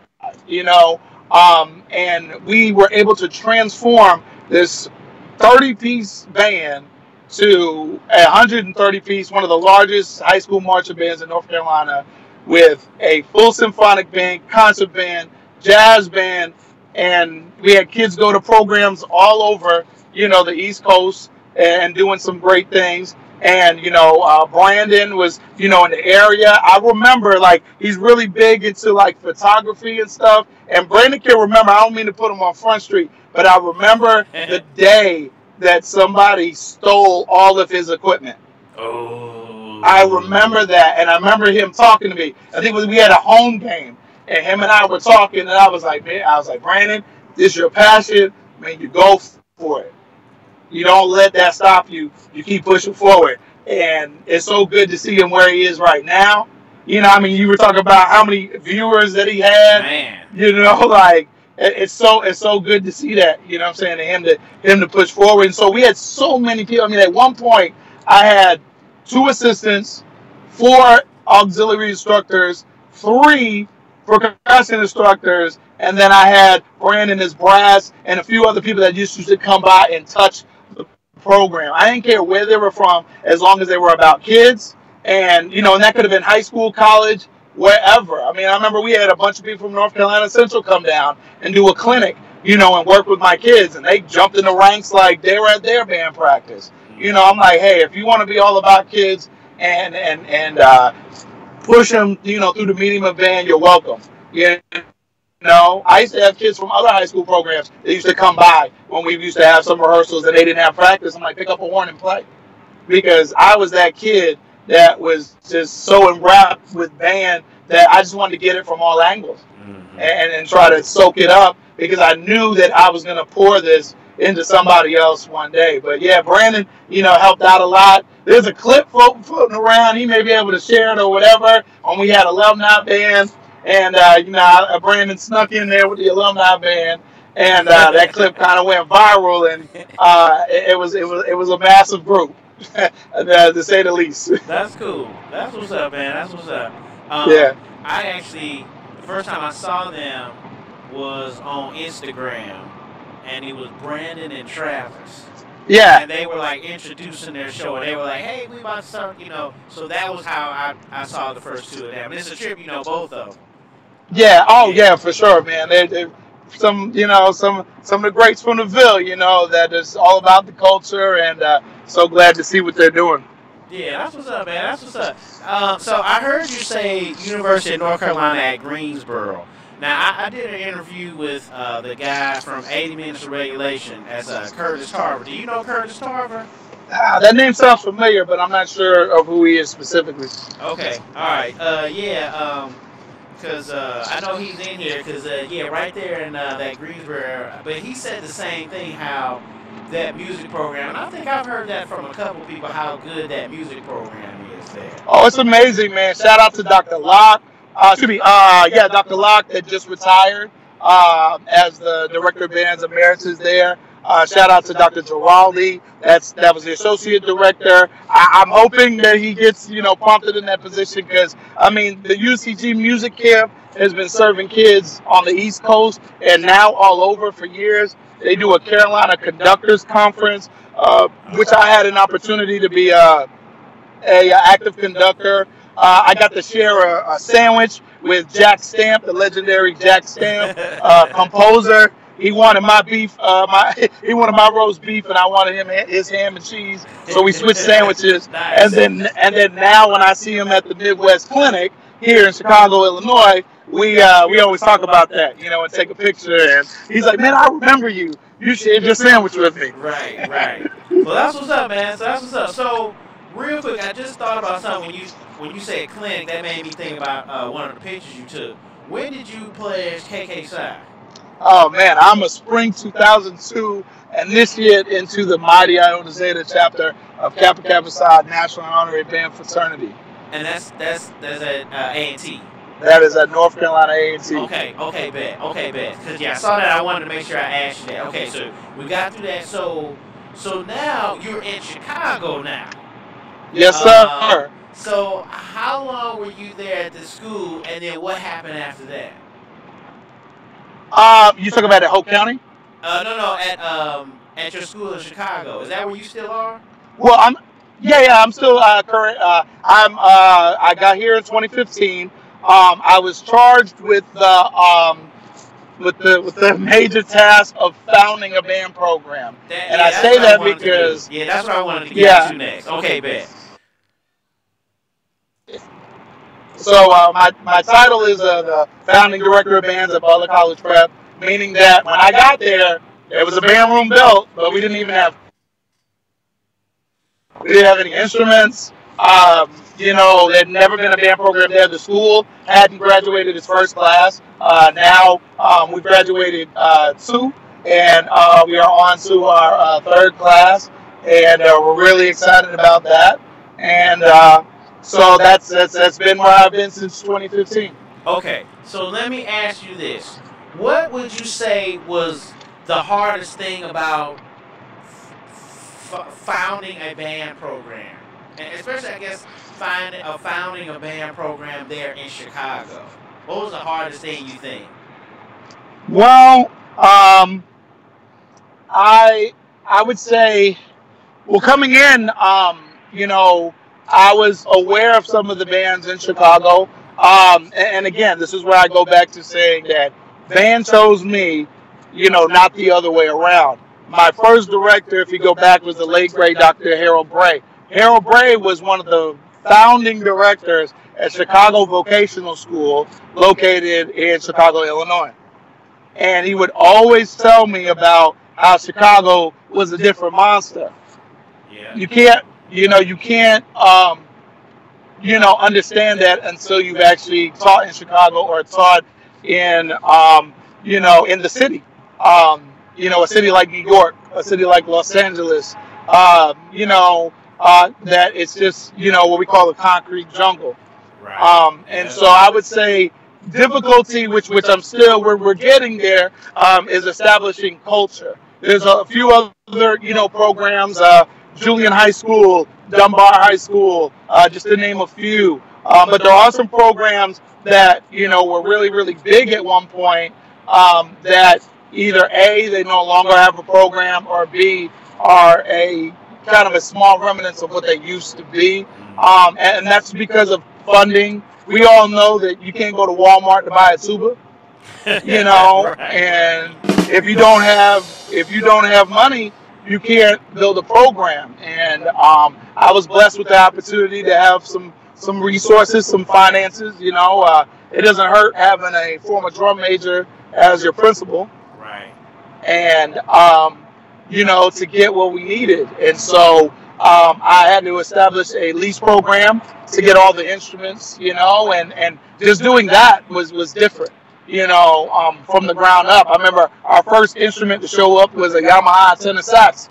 And I was like, man, it's about to be Christmas in September, and then these instruments just started rolling in, our drum line, our sousaphones, and so, it was a building block, and I was fortunate with the opportunity to play multiple instruments in a band setting. Right. So I was, going from having a full staff like, Brandon and Mr. Pickett, that's the now current director of Oak County, a full staff of individuals, to going to just me, putting this band program together from its conception, was a task. So really it was like establishing culture and band to what I know it to be versus what maybe the kids were, they only saw, because they reference drumline, that's their reference of band. Right. And I'm like, athletes, when they watch movies like The Program or Friday Night Lights or Hoosiers, Right. they're like, wait a minute, yeah, that's cool, but I did this for real, Right. And so that's where they kind of pull their references from. And I'm like, it's a whole different ballgame. So establishing culture in terms of band, of what I know it, in that band pride has been, a big task. But we went from zero. We didn't start the marching band the first year. I'm a big advocate for my concert band, and building those fundamentals, those building blocks first, and then introducing, some of the other ensembles second. And so the second year, 2016, that's when we established the marching band. And in a matter of really, 3 years, 2.5, 3 years, we went from nothing to having, this year we had like 85 on the roster. Wow. Which Okay. is a blessing. Yeah. So just let you know, your camera's out. So I have part of the like your thumbnail. Oh, my bad. I'm sorry. It's all. Yeah. All I'm right. letting you know. Okay, cool. I'm gonna put it back on in a second. I got it Okay. charged, and so Oh, yeah. okay. Yeah. And I know you're driving. You know what I'm saying? Yeah, it's all good. We give you applause for driving. I appreciate it. So that's what's up, man. Because I think that was the main thing that I wanted to ask you. Because I see her there. It was like that you started that program. So that Yes, was sir. something, and then started like you're not in Alabama or Mississippi. So like you said, it's like band geeks up north above the Mason-Dixon line. You know what I'm saying? So, But they're here though. They're here in Chicago. Shout out to the Chicago Mass Band. Okay. Cooper. Mr. Day, Stephanie. They do their thing, and Tristan Brown too. They do their thing with the Chicago Mass Band, and they're working it, and they're they're born and raised in the South Side. Right. They call Chicago the tale of two cities. You get the West Side and the South Side that's just trying to make it and hold on, and then you got the North, which is a whole different ball game. I got students that have never. I took them to a concert, free tickets. Took them to a concert that had a lot of great bands from Illinois and other states, which were predominantly white schools. But then we had none other than Tennessee State University that brought their symphonic band and tore the roof down of the Chicago Orchestra Hall. Wow. And it was their first time going downtown. It was their first time eating Chick-fil-A because they had never been downtown where the only Chick-fil-A is. Wow. And that's on the north side? Oh. And that's up north. That's by, that's by, Millennium Park. And it's only $2 and some change, not even for a student, to get on the train and take it there. About a 20-minute ride. But a lot of our students don't make it that far. Wow, that's a trip. Because every time I hear about Chicago, because I'm from St. Louis, when I hear about the north side of Chicago, I immediately think about the Cubs. Because they are. Oh yeah, for sure. Yeah. That's the Cubs. Right. But anybody from Millennium Park all the way down, that's White Sox. White Sox, right. It's White Sox country. Right. White Sox and the Bears. That's right. So that's what's up, man. That's actually really, really cool. So you talked about some of the challenges starting a program and it being there. What are some of the positive things, and have you had a memorable or what has been your most memorable experience so far being there at Butler? Man, you about to get me emotional for a second because we ain't got the camera on, so you straight. Yeah, I'm straight. You probably hear it. You probably hear it in my voice, But when I got an opportunity to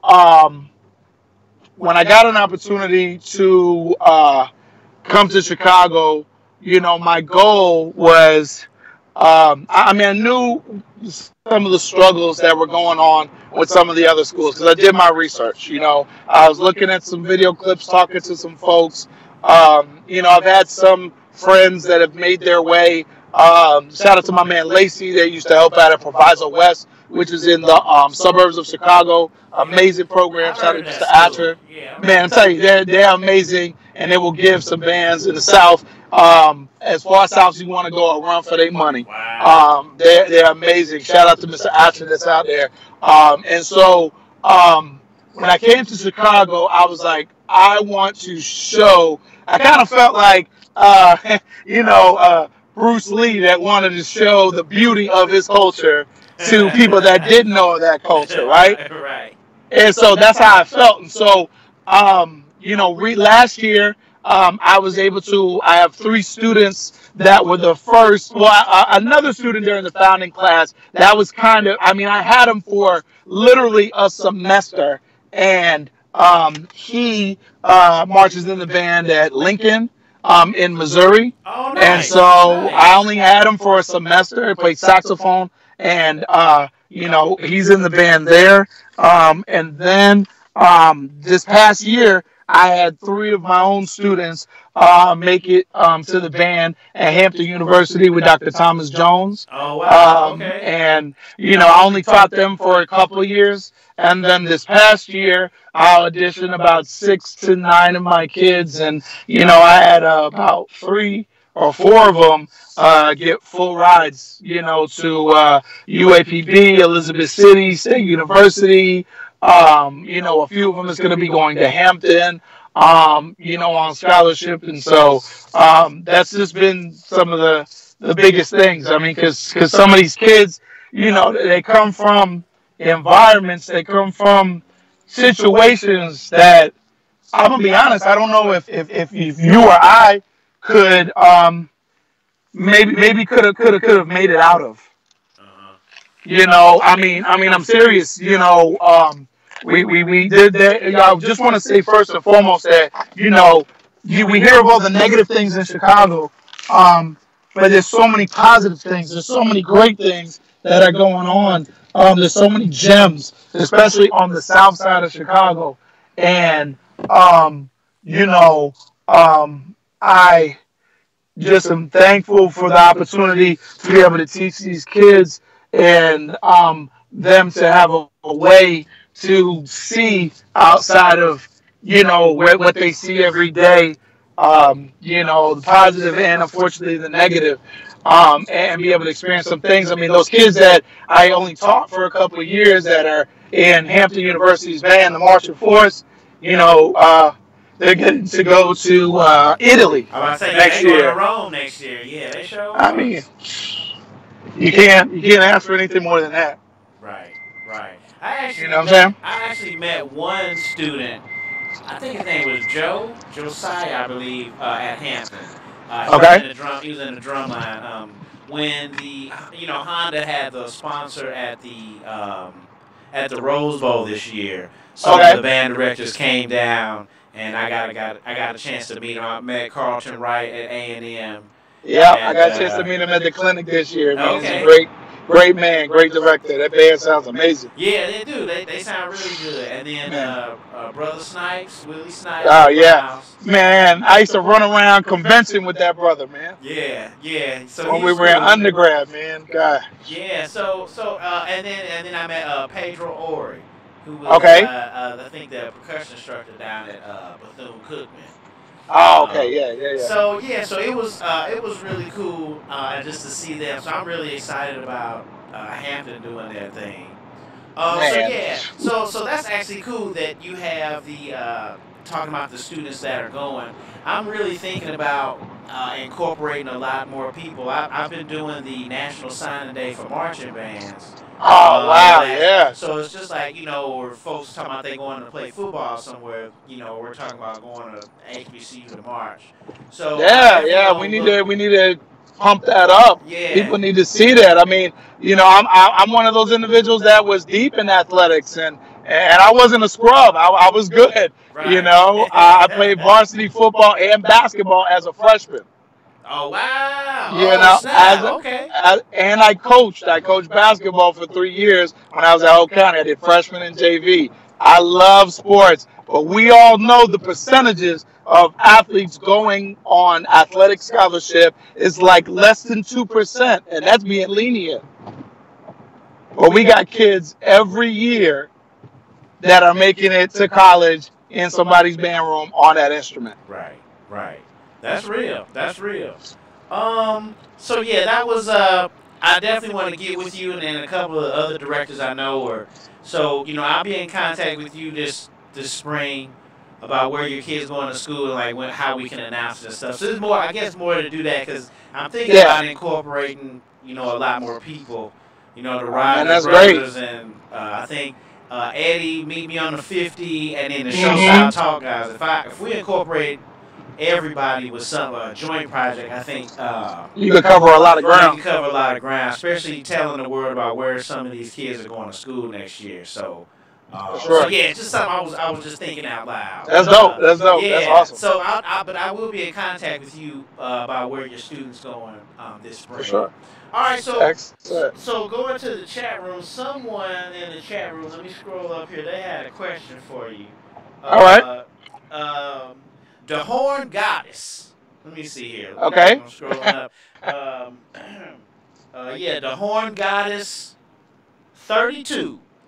All right. Okay. Her question or his or whatever. What are goddess? All right. So my bad. So what are things you think could improve the band world?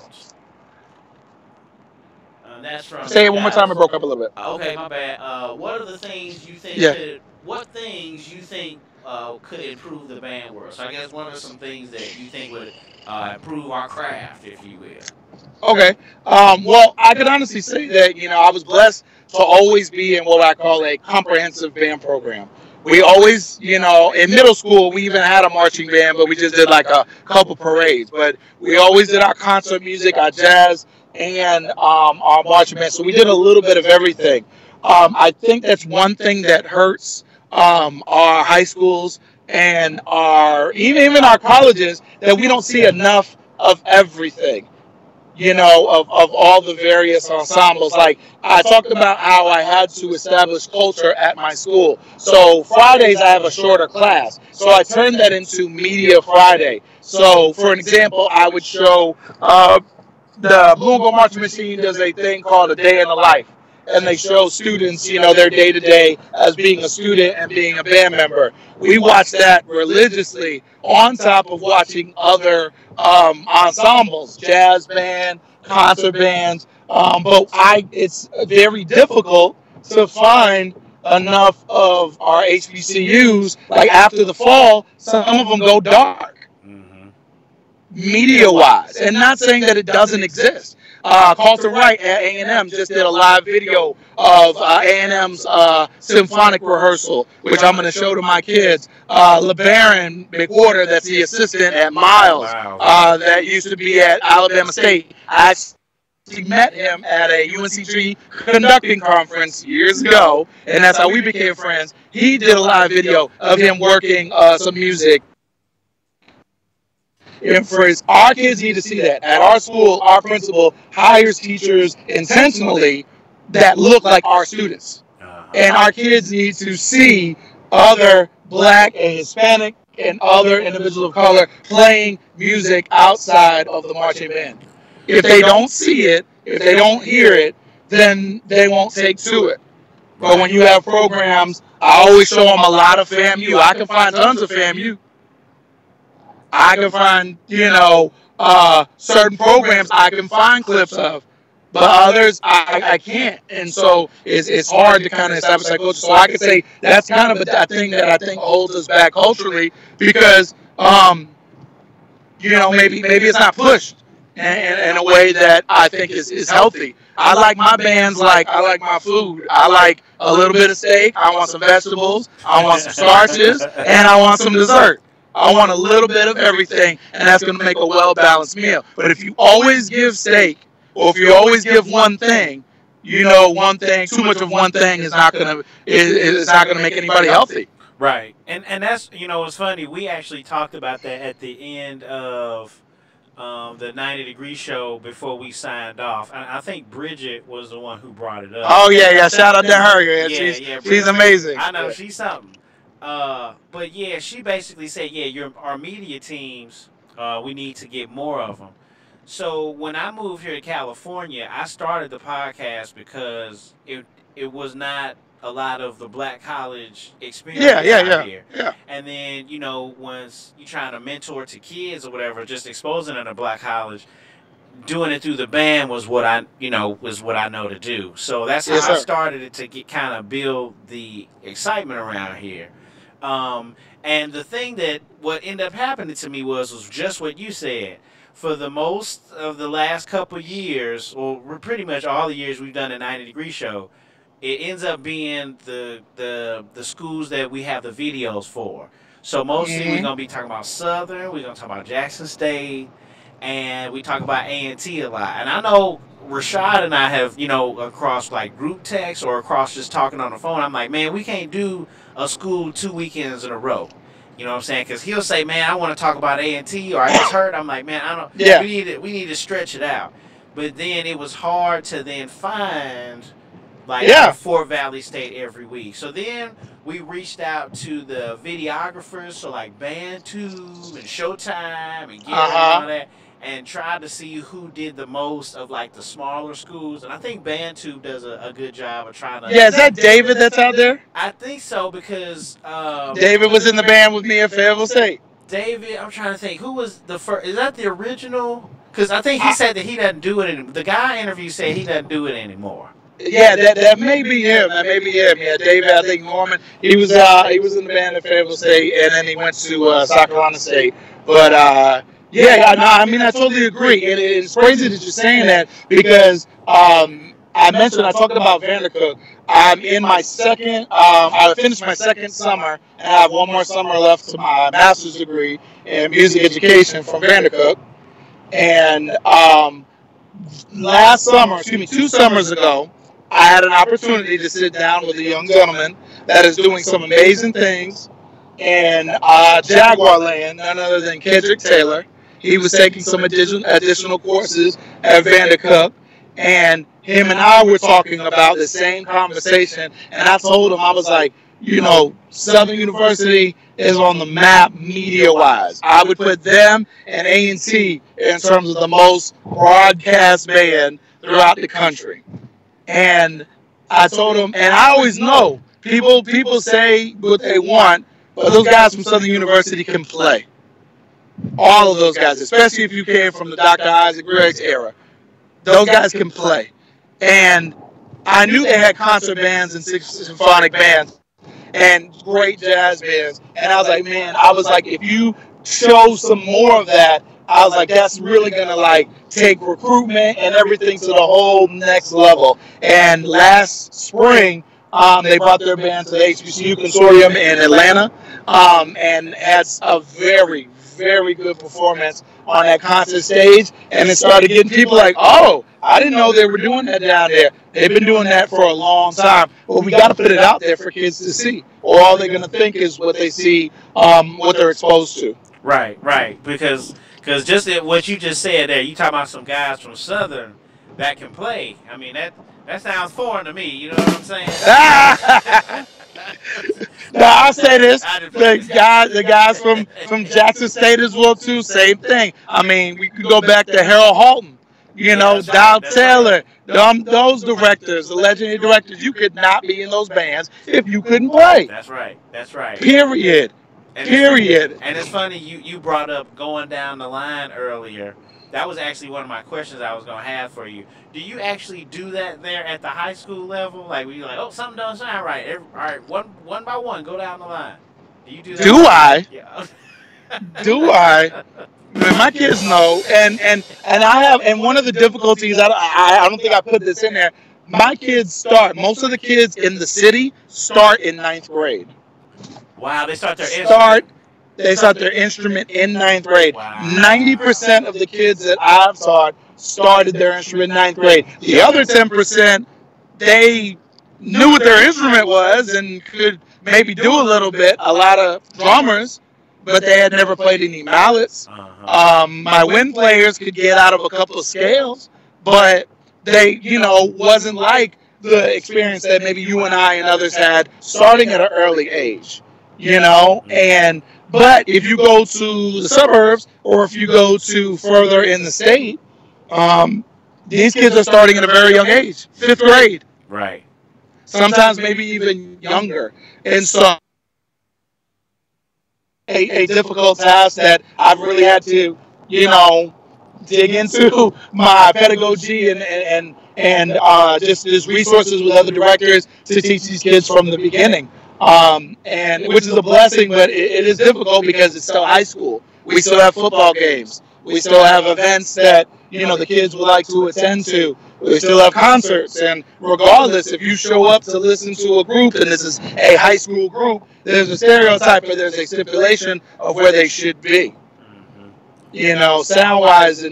But for me, I'd rather take some grade 1 music, grade 2 music, and play it right versus playing a grade 6 and it sounding a hot mess. Right. I always tell them I'd rather hear Mary Had a Little Lamb in tune than Flight of the Bumblebee out of tune. Right. That's real. So yeah, I was looking at my archives here, and it was when we did the interview. It was back in 2013, September 2013, but it was with James McDaniel. Okay. So I remember talking to James, and then some years later, I think he said, I guess he sold it or he doesn't do it anymore. But that's now must be the person that you were talking about. Yeah, maybe David. I think that's their band tube or something, yeah. Okay, so that makes sense. Well, I remember hearing audio from the 5th quarter. Oh, yeah. From Windows Media. Windows be, and you know what? Let me say shout out to the fifth quarter. Really Yeah, shout out, man. Christy, all of them. I was that snot-nosed high school kid looking at the fifth quarter just in awe, of what was going on. I talked every once in a blue moon, but not that much. Right. Yeah, we I think in the '97 when I was at Jackson State, I think it was no 98 was the year. This is like when the internet kind of started to take off, and Yeah. there was nowhere for people to go. So there have been band heads just like us all throughout forever, but they didn't have the platform to talk about bands. No. Or like, oh, they see a band in another region and then they talk about it. So You had to go see them. you had to go see them, or if you had to go just see or them. you just didn't know about them. You know what I'm saying? I remember being in my friend's parents' van, pulling up to see the Aggie Youth Classic and hearing the Blue and Gold marching machine from the parking lot and just getting like chills. Just getting chills. Like, oh my goodness, this is about to be the greatest thing ever. And just that mystique of going to see bands versus like watching them on YouTube and then people, analyzing and saying they should do this or do that or whatever. Like, man, just wait till you direct the band. Then you'll understand. Right. So that's what's up, man. So, I remember, and I guess I'm just giving a shout out to Christy because. Oh, yeah, for sure, yeah. I guess they shut the site down. Yeah, they did, man. Long live the fifth quarter, man. Yeah. They should do some promotional shirts or something, man. I'd love to have one because, that was just an amazing thing for, band people to chat and talk. I mean, sometimes it'd go left, Of course. but it was, it was a good thing, I think, in its essence. Yeah, and it was how I met Christy, and it's funny because when I started doing this, I was listening to podcasts in my office, and I was like, man, there's no HBCU band stuff. So then I found Christy, listening to the fifth quarter, so I listened to her podcast. Oh, yeah, okay. That's what kind of got me going here. But it's funny when I reached out to her, it took I want to say 6 months for Christy to call me back because I think I was contacting her, but she was like, "Who is this dude?" So she didn't. She wasn't quick to call me back. And it's funny. I don't know if someone has said something to her about me, but I had talked to 3 or 4 different people, and they were like, "Oh yeah, we know Christy. She's wonderful." And I was like, "Damn, I can't get a hold of her." So. Her parents are anti-alum, band alums. Yeah. And man, it's just she's a blessing. She's also a fellow Tar Heel fan too. Right. In the state of North Carolina, it's split down the middle. You either Duke or Carolina, and when she used to work at Chapel Hill, we used to get up and get to see some games, and and so shout out to Christy. That's what's up, man. So I guess we're getting towards the end of the interview, and like I said, I really appreciate your time. We just taking on 2 hours, so I know. So, and like I say, appreciate you and the cat, driving, and talking to us. So I want to ask you, do you have any plans for the future of where you are? And then real quick, you're at Butler, so that's on the south side of Chicago, like you were saying. 103rd in Wakanda. Okay, nice. So, what would you say? I guess, do you have any future plans for your program, for your school? And then, I guess, any advice that you want to give to any aspiring band directors or any other students there in music or who want to pursue a career in music? Well, just first and foremost with the program, we just a week ago had our brand new uniforms delivered. Oh, nice. Yeah, so that was a process,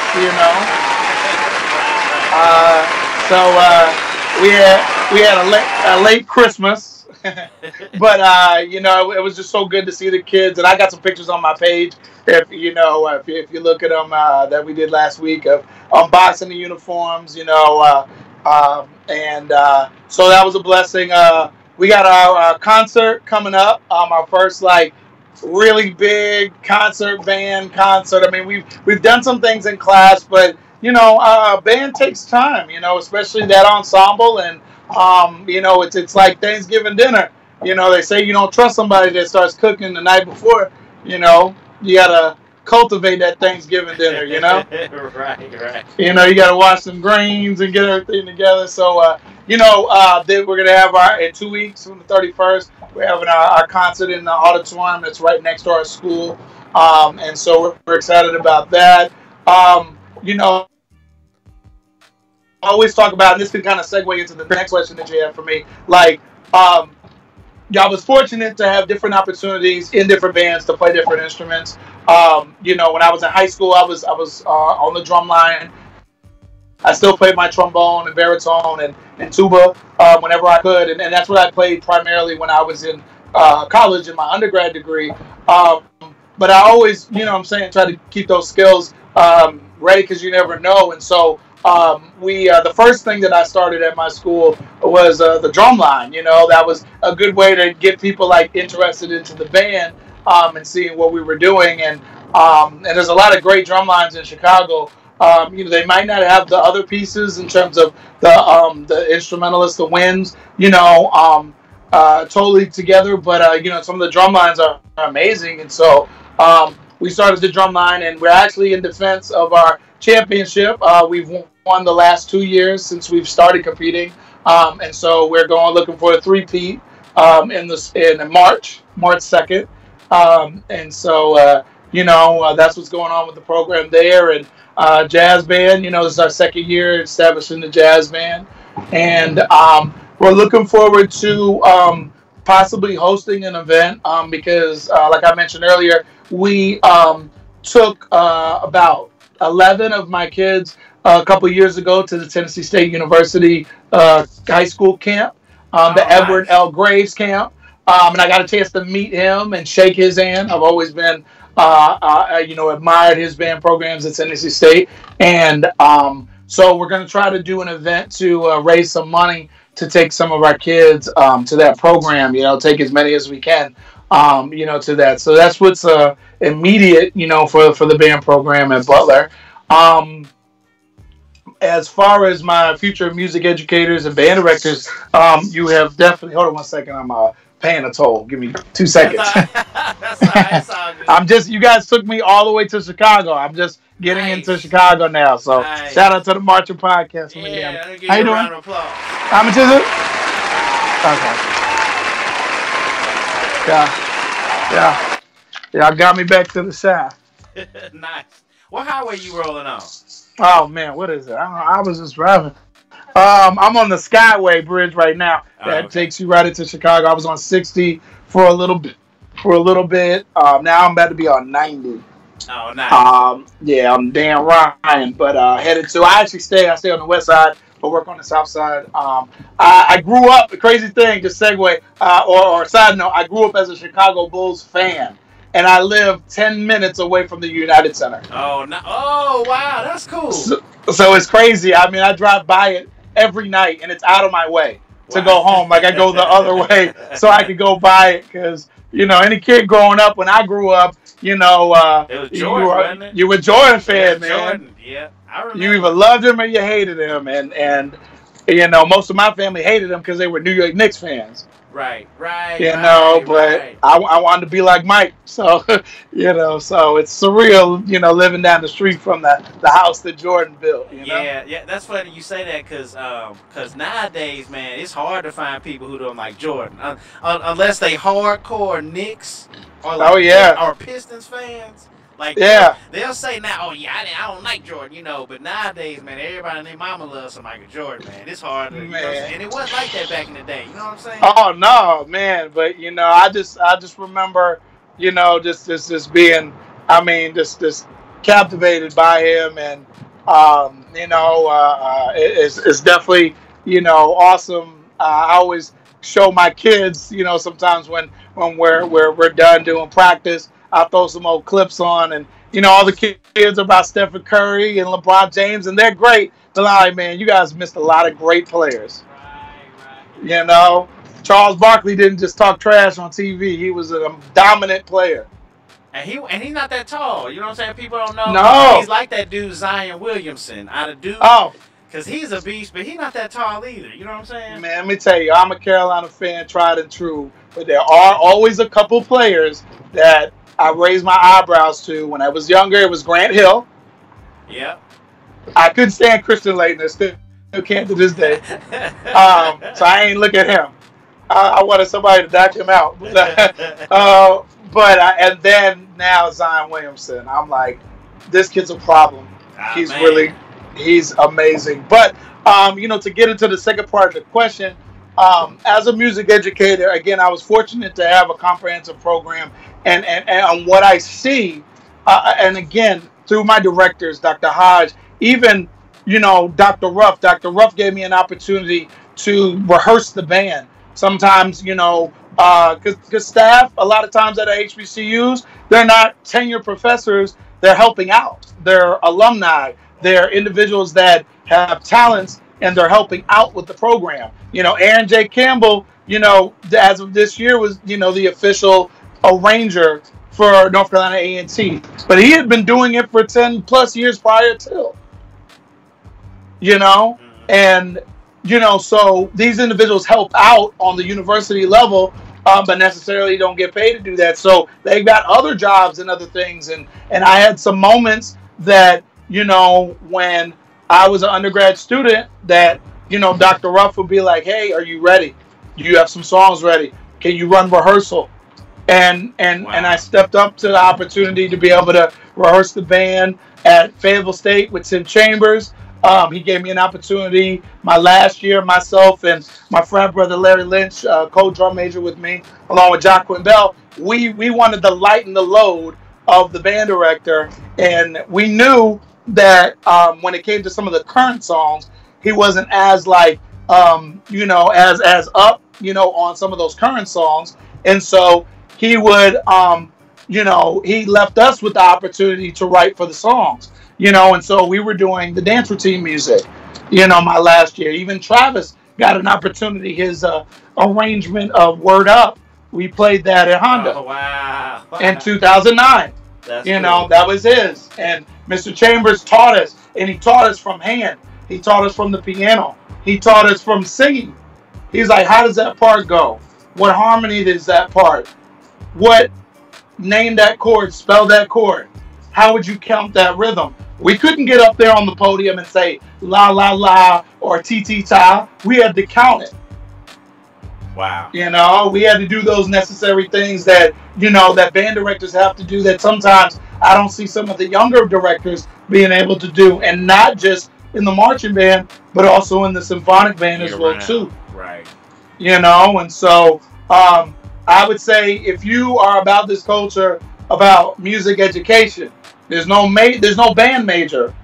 There's music education. That's a good point. You got to sharpen your tools. You got to study. It's okay to like other programs. I love several other programs, and I love what they do. And anytime I have an opportunity to be around those directors, I try to learn as much as I can. One of my favorite games is Mega Man, and I try to take that approach. I want to find who you are, learn from you, and then add it to my arsenal so I can bring it to my kids or pass it on to somebody else. So right quick, man, I'm a pretty big video gamer. So you played Mega Man. Did you play it on the Nintendo? Oh man, what you talking about? Heck yeah. Okay, all right. So real quick, the Nintendo, they selling it again now. I got the classic. I have it. You got the little small one? I got the small one. Okay, yeah. Okay. So me too. So I found a hack on YouTube that gave send me the link. Okay, I'm sending the link because it came with like 30 games. Yeah. But this hack, and it's real simple. It gives you like all 800 games ever. No, I need it. So I've been going through my kids actually right now just so that I can do the show and use the internet, and I don't pull anything else. I actually put the Nintendo on for them so they don't use the internet, and they're like playing the Nintendo while I do my show. So yeah, man, they're actually really into the Teenage Mutant Ninja Turtles. It was at the arcade. Man, what you know about it? I remember getting Mega Man 2 for Christmas. I remember getting Mega Man 2 for Christmas. Oh yeah. So all of those Mega Mans on there, I gotta send you that link because I ain't gonna lie. Yeah. Since I found the link, I've been telling everybody. You know what I'm saying? There you go. That's crazy. But I would just say, you know, just to kind of like close out. I know we've been on for a while, Right. but you know, music educators, study your craft. Listen to a lot of ensembles.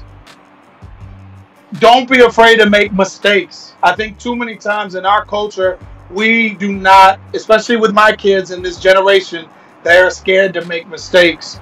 That's where you learn. That's where you're going to get better. And, you know, and just, you know, get to these conferences. Like, one of the reasons why I moved to Chicago is to the Midwest Band Directors Conference. I mean, I get to sit and eat lunch with Dr. O'Neill Sanford, Jack Stamp, shake hands with Alfred Watkins, which is a longtime director at Lassiter High School, one of the best programs in the entire country, FAMU alum from the 70s, I think. I mean, you get to be with, it's like the NBA All-Star game, but with band directors, and you get to learn from others and what they do and make your program better. Don't be scared to take your kids to concert festival and get adjudication from other directors. Not these internet band directors, but band directors that have done it and know the craft. I take my craft seriously. Nobody would have anybody else perform surgery on them unless it was a doctor. Right. So I feel the same way about having people in front of bands without being nurtured. When I was on that podium, my directors were right there or in the office. And if I did things that I wasn't supposed to, they would chew me out. They'd do it in the right way, and I would learn from it, and I would make it better. And that's the same thing that I do with my student leaders, and that's how it's got to be. But sometimes, you know, we have, you know, individuals that maybe want to have their name on a piece of paper or on an arrangement. They want to be a title or whatever, but they're not in it for the right reasons. You know, and that gets trickled down to, you know, the rest of the band program and to the future educators, and then they take that to their high schools or middle schools, and unfortunately sometimes we don't see the best product that we should see from our middles and high schools, because those are the kids that are going to go to our college band programs. Right. Exactly.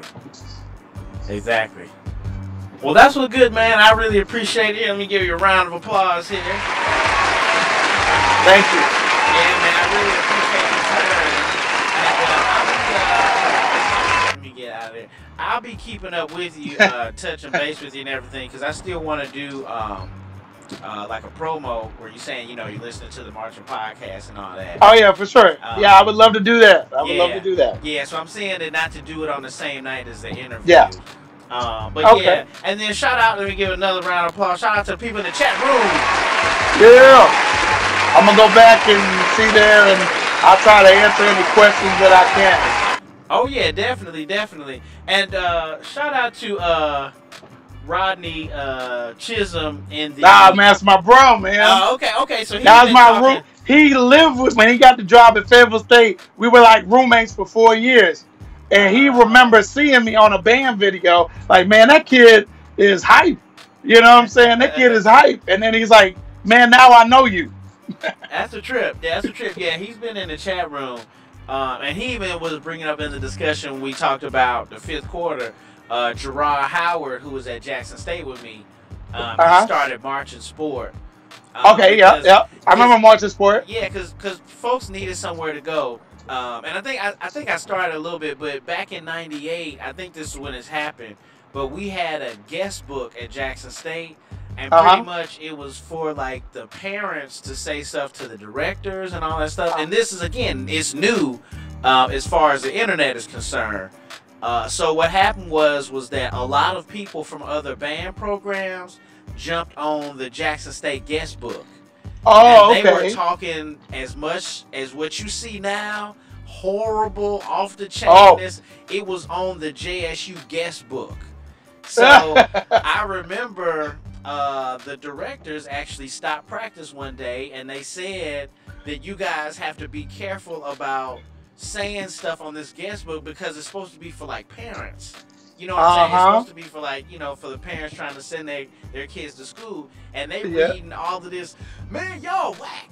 And this, so it would be like people talking about other programs. It would be like, oh, Texas Southern and Prairie View was just in a battle the past weekend, and then they would get on our guest book and talk about it and yell at each other and stuff.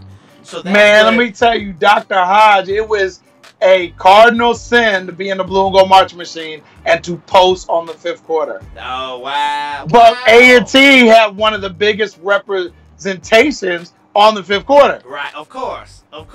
And so people were like, it was crazy. Shout out to Golden Horn, that's my line brother, Sean Harrison for KK Side. He was one of the big fifth quarter individuals on there, and he had a talking to from Dr. Hodge a couple times.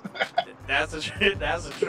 So you understand. So that's how it kind of evolved. Yeah, for sure. Now, saying those first couple years. So he brought that up. Rodney was like, at least say something about Gerard. So shout out to him. Yeah, for sure. But yeah, and then he said, can't neither one of us fade him in double dribble.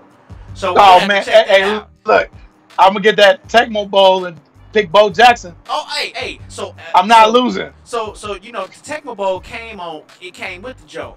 I was in love with the Super Bowl, which was the one that came next. So that's that's in that hack too, man. Man, I need that, man. I'm not gonna get any work done. I know. Hey, give it to me after my concert. Word. I'm gonna do it. And another cool thing is, man, it's got save slots.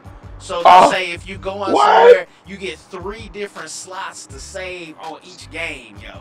People don't know the struggle. Legend of Zelda was the first to save. You had to leave your Nintendo on. Exactly. You had to leave it on pause. Yep, and then my mom would come in and clean up and then turn it off. And I come home from school like, no! Right. 5 hours of my life has been wasted. Exactly.